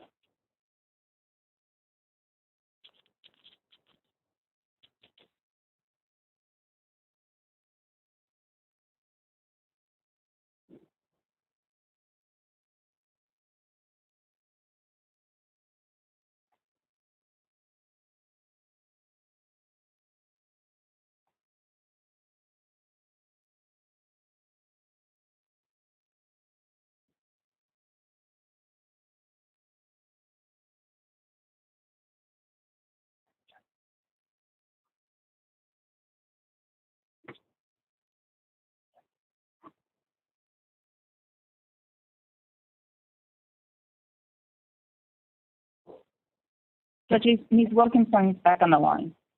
Okay. Judge Griffith, I'm so sorry. I don't know how I got disconnected. I apologize. No, I'm not certain it's your fault at all. My question was, if we were earlier in a proceeding and a judge denied a motion to dismiss, what would happen then? Are we assuming, Your Honor, that it's the same basis that they thought they were going to pursue charges and decided they couldn't because or shouldn't? Yes. Yes. I'm just wondering how wouldn't it be inappropriate for the judicial branch to compel the executive branch to proceed with prosecution? Yes, it would be much more difficult. Obviously, you can't compel them to bring the prosecution. I think you could inquire about the reasons, because you still may have a public interest in the integrity of the court, but it isn't the standard for 48A is the same, but the totality of the circumstances one would consider are different, because you now in the post-plea phase have involved the court, and as other judges have referred to, you're bringing the power of the court, the integrity of the court, and the... Could you respond to the criticism of Judge Sullivan for appointing Judge Gleason in light of the fact that right before the appointment he had staked out a public position on the matter? How do you respond to that criticism? In appointing any amicus, the court is looking for the opposite viewpoint from what the two parties agree on, and looking for full adversarial briefing. So the fact that Mr. Gleason announced that he had a position that was adverse to the government and to the defendant, makes sense that he would be one of the candidates because he is being appointed not to be neutral, but to flesh out those legal arguments on the other side of the case. So one wouldn't, the best analogy I know is Professor Paul Cassell, who's quite famous and has, pursued Miranda issues for almost his entire career, asked the Supreme Court to be the amicus and argued against the government, and the court listened and ruled against Mr. Cassell's position, and no one thought it was inappropriate for him, even though it was publicly known that his positions were adverse to the government. Okay, thank you. Thank you. It appears we may have lost Judge Millett momentarily. Judge Pillard?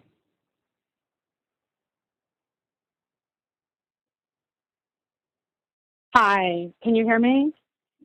Yes, Judge Pillard. Thank you. So on the mandamus standard, we could decide that if we were to rule against the petition, we could decide that there were alternative remedies or that there was no clear and indisputable right. And I wonder if you have a view on which is the narrower ground. Is there an alternative remedy? If so, what is it? Or do you think the narrower ground is to say that there's no clear and indisputable right at this point to freedom of the proceeding? It's a real contest, but I believe the narrower ground is the alternative relief below because the judge has not yet ruled. So the easiest remedy would be for the judge to grant the motion to dismiss, and there would be nothing even for a reviewing court to do. So that seems to me to be the narrowest and the most commonsensical basis to deny the petition because the court has not made its decision yet. And so there, the alternative remedy, just to be clear, is if the judge grants the Rule 48A motion, is the district judge gave the government what it wanted and General Flynn what he wanted. What if the judge were to deny the motion or postpone the motion? Is there an alternative remedy? I'm not sure postponing changes that, but once the decision is made, if somehow he denied the motion, then the parties could appeal. Right away. I mean, I thought we said in Spoker anyway, there wasn't an interlocutory appeal from a denial of a deferred prosecution agreement. Would there be an interlocutory appeal, or would you say they would mandamus then, or would you have to wait for after sentencing? I mean, I realize these are hypothetical issues because they're not before us, but I'm just trying to get a sense of what you're envisioning in terms of alternative remedies. And let me just lay it out. It seems to me that really the flip side of, or wedded to the point about whether there's an alternative remedy, is what is the right that's being remedied. And so in order to think that once the 48A is denied or at least postponed, that there would be some appeal, then one has to think that there's a right against that postponement. Do you see what I'm saying? I'm not sure that unless we envision an outright denial, which seems at least statistically to be the very likely course, what the alternative remedy would be and whether one can decide that without deciding it and what the right is. I'm sure you'll let me know if I'm not addressing your question, but if the first point is the postponement, I believe this court in Ray Aiken at least gave the participants, there was an agency, multiple chances to act, and when they ordered mandamus or ordered the writ, the agency had said specifically they were refusing to act, and therefore that was considered by the court an action. Here, I don't know that a delay of some sort would be warranted. A mandamus would be warranted for that. I mean, this matter could have been over on July 16th, ironically, if the judge had been able to have his hearing. But assume you go forward with the hearing, they could appeal. There could be sentencing. That could all happen very quickly, and there could be a direct appeal. If the parties think that a mandamus is appropriate, at least there is an order from the court.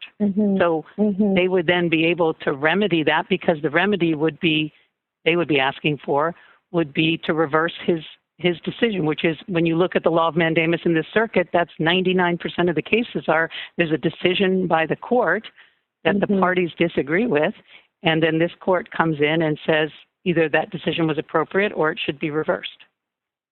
Right. And if the judge were to deny the Rule 48A or postpone it in some further, or let's say, just to make it complicated, given today's argument, if the judge were to say, I want an in-depth actual hearing, not just an argument by lawyers, but in-depth hearing with new fact-finding, that would be an open question whether there's a clear and indisputable right against that could be remedied somehow, or whether I'm sorry, I'm garbling.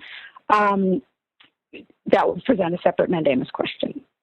Yes, because you have the two prongs, not just the alternative relief, but the clear and indisputable. Right. Right. And both have to be met. Here, the reason that you say the alternative remedies is the narrowest is because the clear and indisputable right that is missing is the right to the release before the judge rules. Yes. And you just don't have to go further than that. You don't have to inquire whether there's fact-finding, how broad the judge's authority is to deny a Rule 48A motion or anything else. You just have to say that the judge gets to rule, and as long as it's a simple argument. And yes, premised upon the understanding the judge will follow the law. And there's no reason to believe that this judge, who has over 25 years of experience on the district court, would do anything but follow the law. Right. Thank you. It's helpful. Thank you. Thank you. Go back to Judge I'm sorry. We'll go back to Judge Millett. Yes, sorry. Good afternoon. I apologize. I've been off for about 5 minutes. So if I ask you something that someone else has already asked, you have full liberty just to say, we already discussed that, and I will read the transcript. So I think Judge Pillard was talking about this, but again, I missed the beginning. If the district court's order said, and on July 16th, there will be an evidentiary hearing to address the grounds for the government's position, or the government's filing, is your position that that could not be mandamus? I don't think it would be mandamus because I don't think it's clear and indisputable that that's inappropriate, and that's forbidden by the law. If you look at Fokker, or you look at Sena, which is Judge Sullivan's own case where, I'm sorry. No, go ahead. Where looking at and asking questions of the government was never held by the court to be inappropriate. It was the actual decision. Questions of the government. Will be an evidentiary hearing to examine the real grounds for the government's decision. I think a fair inference from that is that somebody from the government is going to have to put in evidence on the basis for their decision making. Do you think a district court can do that? And the government still has to go through the whole hearing and wait for the district court to rule before it can file mandamus? It depends on what we mean by an evidentiary hearing. When you're still talking about the government I'm prosecutors, telling you, that's all we know from the order. An evidentiary hearing to examine the genuine grounds for the government's decision.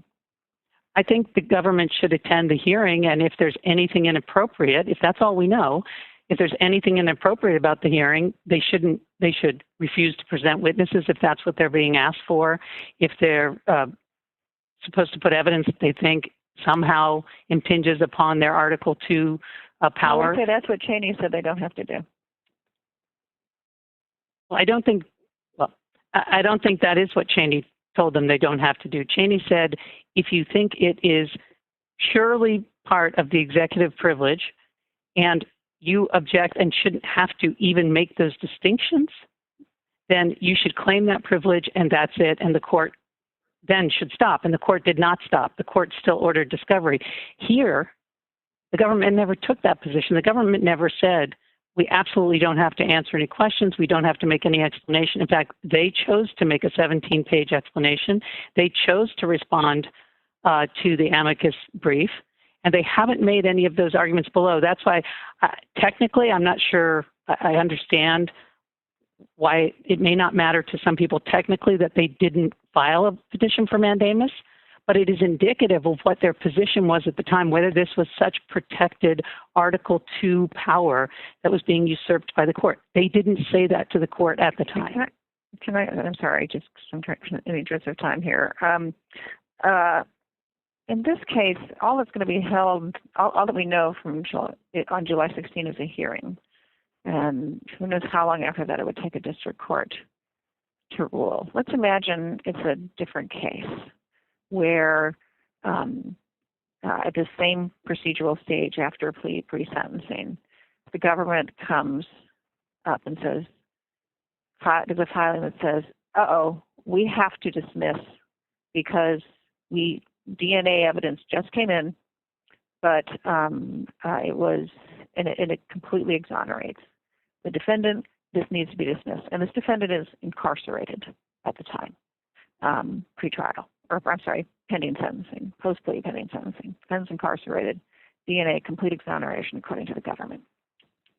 Can the district court take 6-7 weeks to have a hearing and then a month to issue a decision, keeping a defendant under the custody of the United States when the United States says, we're done, we don't want to have this person in custody, we don't want to prosecute them? Yes, Your Honor, that happens all the time at the district court. I mean, that happens when the government comes in. We don't want to prosecute them. We'll let them go. We're done. We're not prosecuting. And the government has said, in my hypothetical, the person's innocent.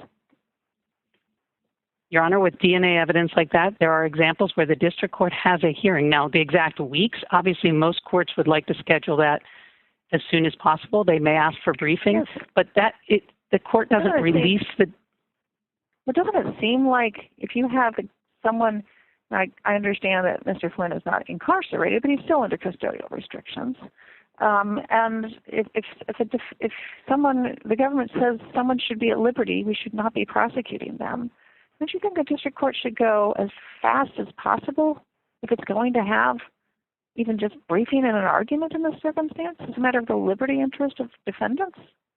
I can't imagine keeping someone incarcerated for a few more months when the government says they're totally exonerated. We don't want to prosecute them. Well, of course, everyone... Shouldn't they?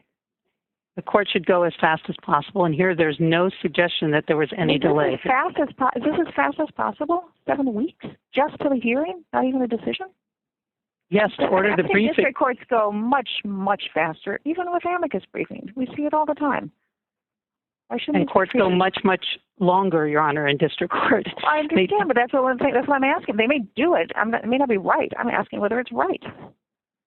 Well, I don't think the custodial restrictions here are in any way comparative to incarceration. The examples are Mr. Flynn had some... Under our Constitution, he's not under liberty. I understand he's been released on his recognizance, and the district court has been very understanding of him, but he's still not at liberty. And the principle here of the district court's right to hold hearings and take its time and examining things, getting around to decide, it's going to apply in every case. But that's never been a basis for irreparable harm, Your Honor. There's no case that says that when a 48A motion is pending and a defendant is under ROR and has been allowed to travel overseas even by the court, but somehow that's an irreparable harm. My hypothetical is someone who's incarcerated. This court has had that.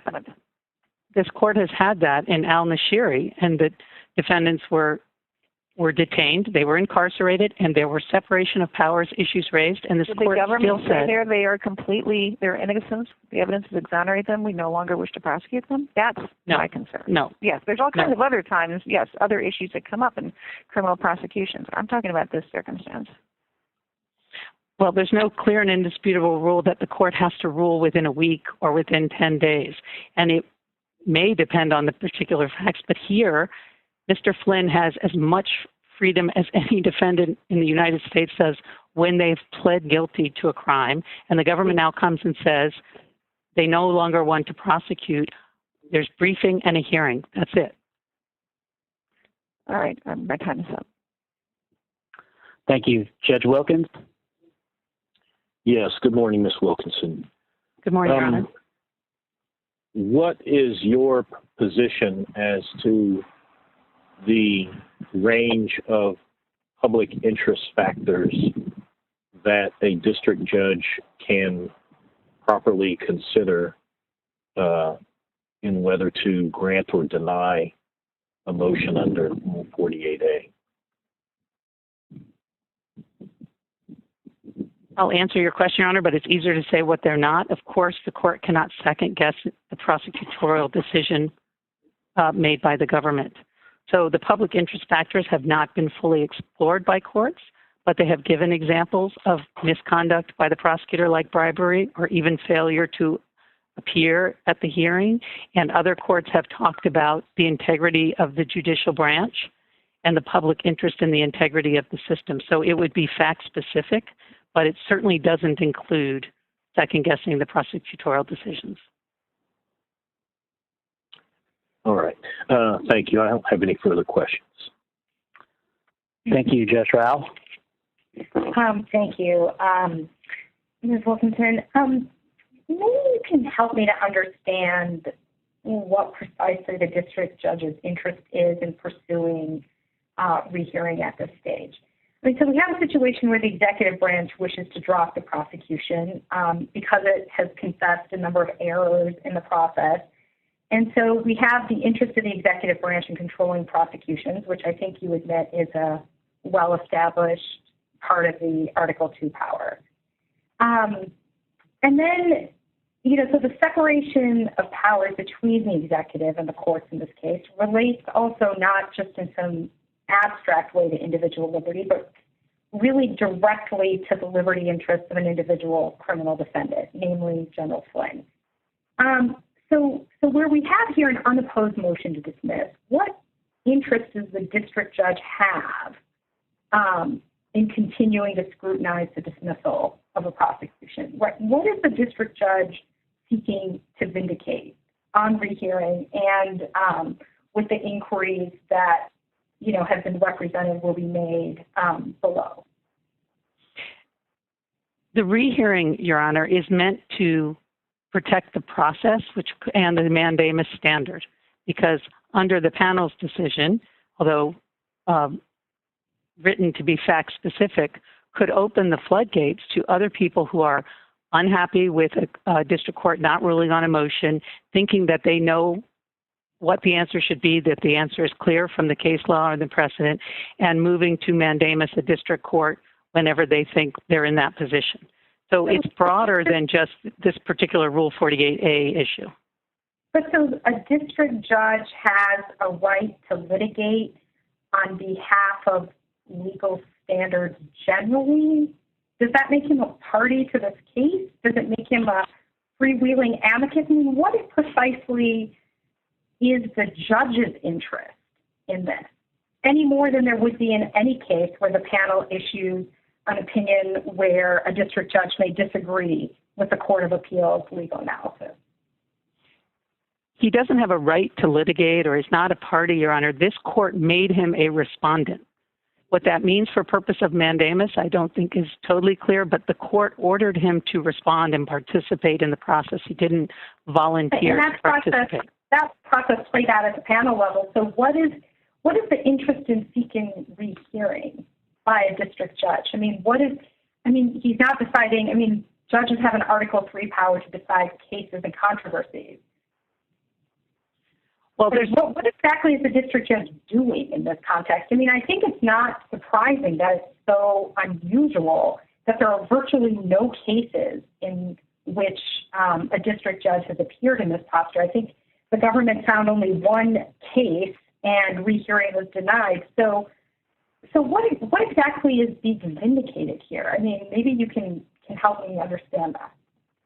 Well, first, there are cases, Your Honor, where district courts have moved for cert at the Supreme Court and review there, and either been granted or denied, and the judge has not been seen as a participant nor reassigned when the case went back to the district court. But there's not a vindication of any right. The panel made its decision with 3 able judges, and now the respondent is asking for all 10 judges in this court to reconsider and to review and make its decision again on what the law should be in this circuit. It's the same posture he was in front of 3 judges. Most respectfully, we're just now arguing in front of 10 judges, and you all will make that decision. But he doesn't have a interest. We made a suggestion, like I said, consistent with Western Pacific, which has been clear for 70 years, that doesn't mean that the judge or anyone else is a litigant or a party. It's that if you can make a suggestion to the court for something they can do themselves, which you can do yourselves, and in essence did by voting to accept this petition, then all he's interested in is that the 10 of you decide whether mandamus is appropriate or not. So can district judges in other cases, not mandamus cases, simply file briefs suggesting that we reconsider cases en banc where we disagree with the district court's ruling below? In cases where the circuit has not made them a respondent, I doubt that would be appropriate. But this is a very unique situation where the court was ordered to defend its judgment below, which was a process, not a decision. It was ordered to explain why it was doing what it was doing. Okay. One of the things we haven't talked about that much is the presumption of regularity here. And so, the government here has, submitted a fairly significant amount of information about the irregular behavior and its reasons for wanting to dismiss this prosecution. So I guess I'm wondering, how does the government's motion here not meet the standards for regularity? Because it seems that there has to be some overcoming of the presumption of regularity for the district judge to continue on the path that has been contemplated. I don't think that's correct, Your Honor. The path contemplated is just a hearing with argument from lawyers. And the presumption of regularity applies, and in the absence of clear evidence to the contrary, the courts presume that the prosecutors have properly discharged their official duties. That's from Fokker. That doesn't say that it can't be tested whether there was a presumption of regularity, because if so, then there would be a rule of regularity, not a presumption of regularity.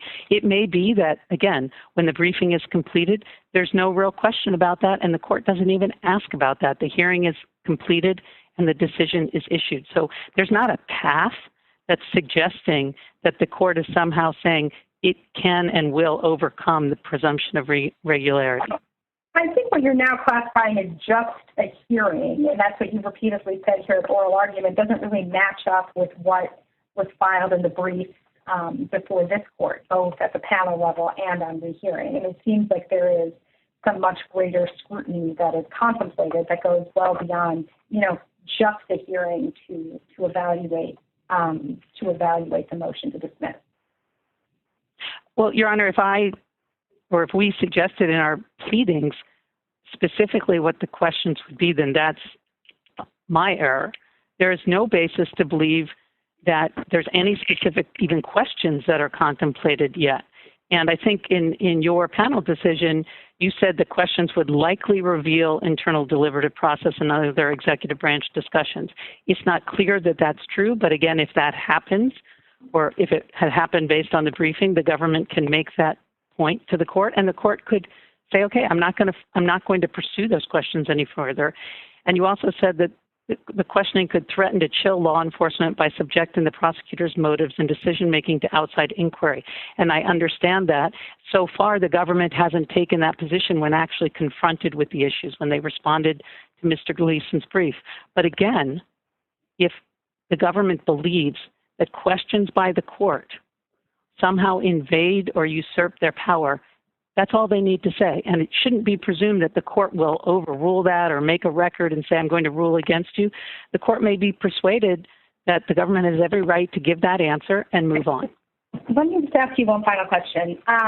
Yes, over my time, but so if we were to not provide the relief here, I mean, would we be setting out a rule that this court can never issue a writ of mandamus absent a district court's ruling on a dispositive motion? Is that the rule that would have to come out of this?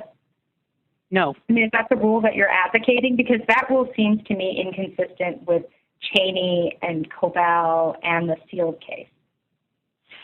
No, I don't think that's the rule, and I think In re Rakin makes that clear. There can be lack of action that's tantamount to an action. So I don't think, however this court fashioned its decision, it would have to say that in no circumstances can there be mandamus when there's a hearing scheduled. Well, it says that there was an adequate means because, you know, the government could always appeal. Isn't that suggesting that that's, you know, a categorical rule? Well, again, there's a presumption that the district court will do its job and follow the law. So, yes, I think generally there would be little or no basis for mandamus for a district court judge who's scheduling a hearing. But as Judge Srinivasan asked me, could there be something that happened even in the order for that hearing that suggested totally improper conduct outside the clear, you know, law of the circuit? There could be, and of course that could be a basis for mandamus. But the presumption here in front of this court is that district courts do their job and follow the law. Thank you. Thank you. Judge Henderson, any follow-up question? I do have one question, and that is the trial judge was ordered not to defend any action by the three-judge panel. He was directed to file a response addressing the motion to dismiss. And that was at our invitation. Rule 21 makes clear there's a very limited role for the trial judge in a mandamus proceeding. I'd like to know why Rule 35 suddenly allows him, without any invitation from us, to petition for rehearing en banc. I don't think it is Rule 35, Your Honor. My understanding in reading Western Pacific is that en banc, excuse me, that was the procedure your petition followed, was Rule 35. You invoked Rule 35. Yes, Your Honor, but I think it depends on how you interpret the word party. I don't think he's a party for the having a vested interest in the outcome. As you said, the way you required him to respond was, I don't think, trying to make him a party. But in terms of interpreting that term and that process in light of Western Pacific, the whole purpose of the rule was to allow anyone who's involved to make that request. It's this court's decision, and you have your own authority to do so. It's a power of the court. It's not a power of the litigant or the participant. And I think you may be asking me, you know, does that make him look like he has a vested interest or an inappropriate interest in the outcome? And I do not think that's true, because we're making the exact... I agree with you, Ms. Wilkinson. He's not a party. I agree with you. But you're the one who invoked a rule limited to a party. So that's all I want to know. And you've answered my question, so I'm done. Thank you. Judge Rogers? I wonder if you want briefly to address the reassignment issue and the invocation of Section 455. Thank you, Judge Rogers. As the panel found, there was no basis to reassign this case from Judge Sullivan, and therefore the only change since that panel decision was the filing of the request for en banc and the pleadings themselves, which talk about the law. So explaining your views on the law or the district court, again, in the same proceeding, the same mandamus proceeding that you were in before, does not seem to show any basis of bias or appearance of impropriety. It's the same process. It's the same proceeding. It's not the same as the underlying criminal proceeding, but it's the same mandamus proceeding with the judge making the same arguments he did to the original panel of three. And so there's no reason to reassign the case to another judge. He will follow whatever this panel said or whatever this full court says he should do. Well, you heard the acting Solicitor General argue that even were the en banc court to deny the petition, it should include in its opinions instructions to the district court. I gather from your argument that you take it that, A, some aspects of the record have not been fully appreciated, and secondly, that the concerns expressed are largely hypothetical or speculative. Other than the delay that's involved as a result of the seeking of mandamus, the process was proceeding. Whether as fast as possible, I'm not going to get into, but I'm trying to understand the acting Solicitor General's position is very strong in terms of his emphasis on not only the Cheney concern, but on the process contemplated by the district court. If you care to respond to that, some of it in your earlier answers, I realize, have said that it appears to be some overreading of what's contemplated were this to go forward before the district court. Is it your view then that even if the court does not need to instruct the district court to follow the law as we see it, that no further instruction is required? In other words, there's been a question from the beginning about what does leave of court mean? And is it simply a courtesy? The prosecutor has decided it has no case or it does not want to proceed with the case. And that's the end of the matter. And we're just here to let you know, Judge, that's where we are. Then there are the other hypotheticals that have been posed this morning, which go beyond anything I'm aware of in the record here.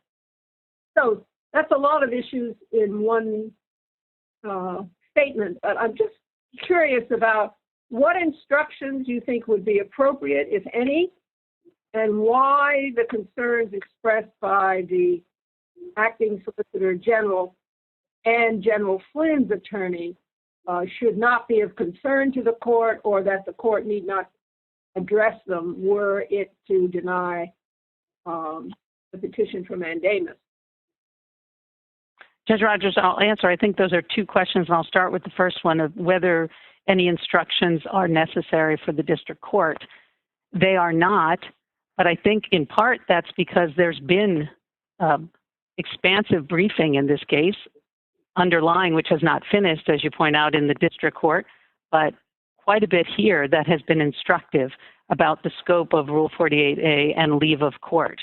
So I don't see any need for instructions from this court on what that means, and I certainly don't see any reason to think that there's going to be this invasive questioning. There is nothing in the record, as I stated earlier, to suggest any question that Judge Sullivan intends to ask, but certainly there's been no request for evidence. There's been no request for declarations or affidavits or witnesses or any of the things that were kind of weaved into some of the parties' pleadings to suggest that the judge was somehow going to go beyond a narrow scope of a legal hearing on a motion to dismiss. So speculating about hypothetical questions that could be asked certainly isn't a basis for mandamus, but there's also a cure below if for some reason that occurred where the government doesn't have to answer those questions and can explain to the court why it's inappropriate. So for all those reasons, I don't think any instructions are necessary. Thank you. Thank you. Judge Tatel? I have no questions. Thank you. Judge Garland? No further questions. Thank you.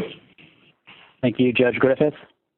Yeah, just to follow up on that, Ms. Wilkinson, what would be permissible questioning under Rule 48A and Article 2? Generally, Your Honor, especially with regard to this case, I think it would be following up on the briefing that the parties have submitted. And because there's still SIR replies to come and there's argument, I can't say that there might be a lot of questioning. It depends on how the government and the parties address those issues. If you just start with where we were a couple weeks ago before Mr. Gleason filed his brief, there was speculation, there's going to be a request for evidence and fact-finding. And then when we waited, or we came to the point where Mr. Gleason filed his brief. He said he's not requesting any fact finding. So I think I think the general scope would be narrow, but it may be even an even thinner read or a smaller list of questions when all of the briefing is finished. And that's just hard to predict. But you agree, are you saying fact-finding would be categorically inappropriate? No, but I don't, without some basis for it, yes, I can't predict that there won't be any basis. It's certainly, we haven't seen that thus far. But, again, I can't tell you what's going to happen, what the government is going to say, or Mr. Flynn's going to say in his SIR reply, but it doesn't seem like there's any basis for that right now. Okay, thank you very much. Thank you. Judge Millett? Yes, thank you. 2 questions. I think you said in your brief that these separation of powers concerns on behalf of the government shouldn't be considered because they didn't file a mandamus petition, but I don't understand why they can't be raised by a criminal defendant in a case, because to the extent, a district court is charged with, or the concern is that the district court is violating the separation of powers by intruding on the prosecutorial judgments, it's the criminal defendant's ox that's being gored. My hypothetical, it would be the guy who's been exonerated by DNA continuing to sit in a prison cell for weeks, if not months. And separation of powers protects the liberty of individuals. So I don't understand why it matters whether the government did or did not file a mandamus petition in this case for purposes of these separation of powers arguments. I think that raises 2 points, Your Honor. First, the incarcerated defendant in your hypothetical could claim he's suffering irreparable harm himself and not have to rely on the government's irreparable harm or basis for irreparable harm. But I think Bond does give an argument to say that another party can raise the government's irreparable harms. The difference here is whether that's true or not. They're not raising the government's. Right? They're saying, look, the Constitution divides power to protect individual liberty, including mine. And if the district court is, in a hypothetical case, flowing past those lines, and it has consequences on that defendant in that case, then the defendant gets to argue about it. It's not that they're making the government's argument, it's that they're making a liberty argument about separation of powers. I didn't understand, and maybe I'm incorrect, that was Mr. Flynn's position, that his liberty was a separation of powers or constitutional argument. He was saying it was irreparable harm under Rule 48A and under mandamus. But I didn't understand that. Well, his custody, his status as a criminal defendant has been prolonged. He's not as free as you and I are to come and go. Well, he's pretty darn close. He's been able to do everything he wants to do with all permission of his. You know what? If I have governmental constraints on my liberty for one day, that makes me different. That's true. And in terms of the length of this process, Mr. Flynn could have gone down and asked for reconsideration, could have asked for expediting the briefing, expediting the hearing. Parties do that all the time at the district court. No one did that here. No one made the argument you're making that this is not happening quickly enough and I would like the process to go more quickly. Mr. Flynn now says through counsel that it's been dragging on forever, but he had a basis to go back to the court and say, I want this decided more quickly. And that would have been the easiest way to speed up the time frame if he thought it was inappropriate, but he didn't do that. He didn't choose to do that despite the court's specific request or willingness to accept a motion to reconsider everything that he had done when he issued his order around May 20th. Okay, thank you. I'm afraid my time is up. Thank you. Thank you, Judge Pillard. I have no questions. Thank you, Judge Wilkins. No questions. Thank you, Judge Rao.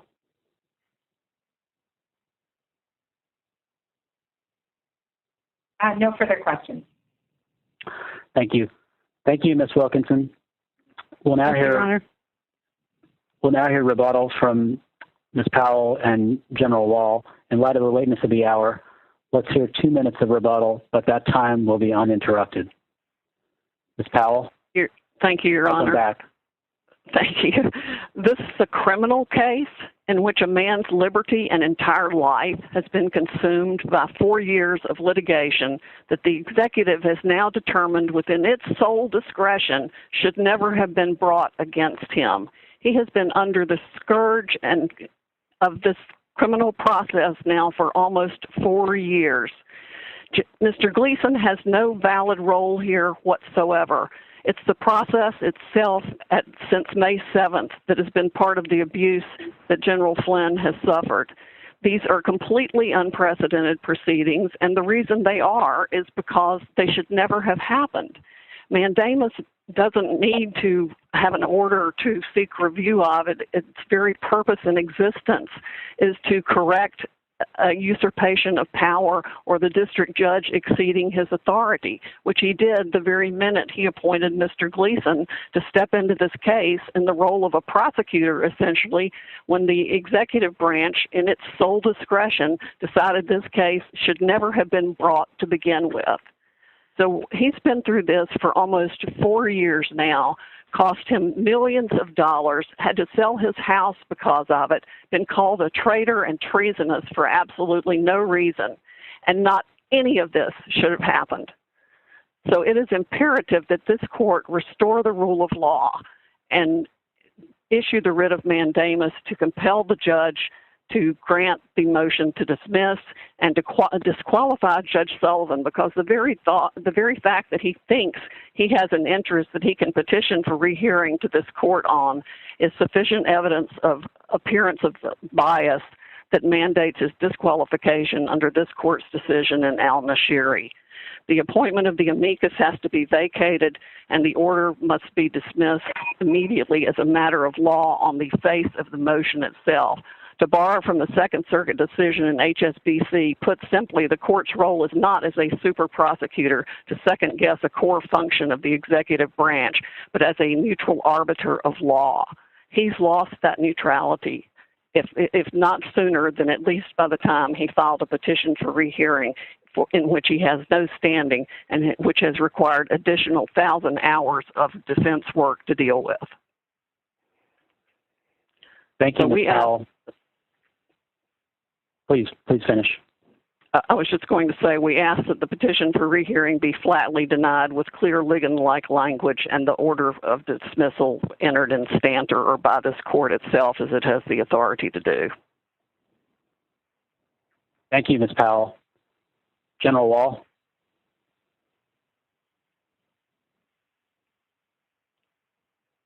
Thank you, Your Honor. To be honest, I feel a bit rope-a-doped.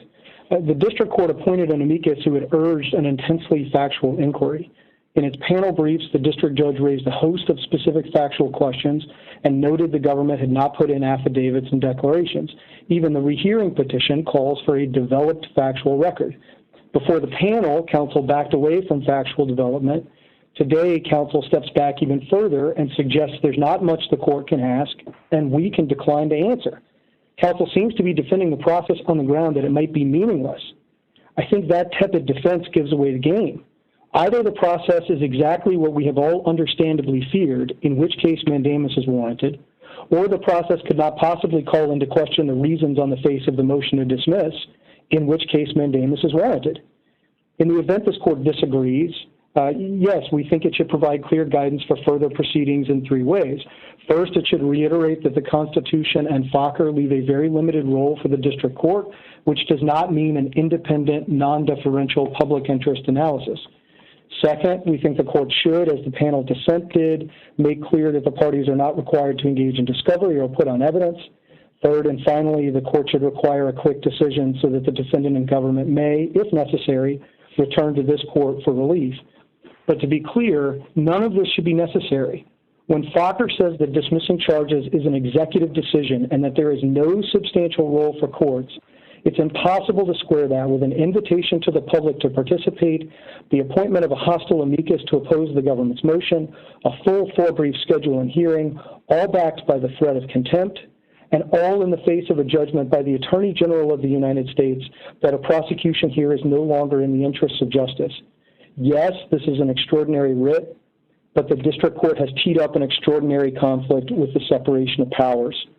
The United States respectfully submits that the writ should issue. Thank Thank you. Thank you, General Wall.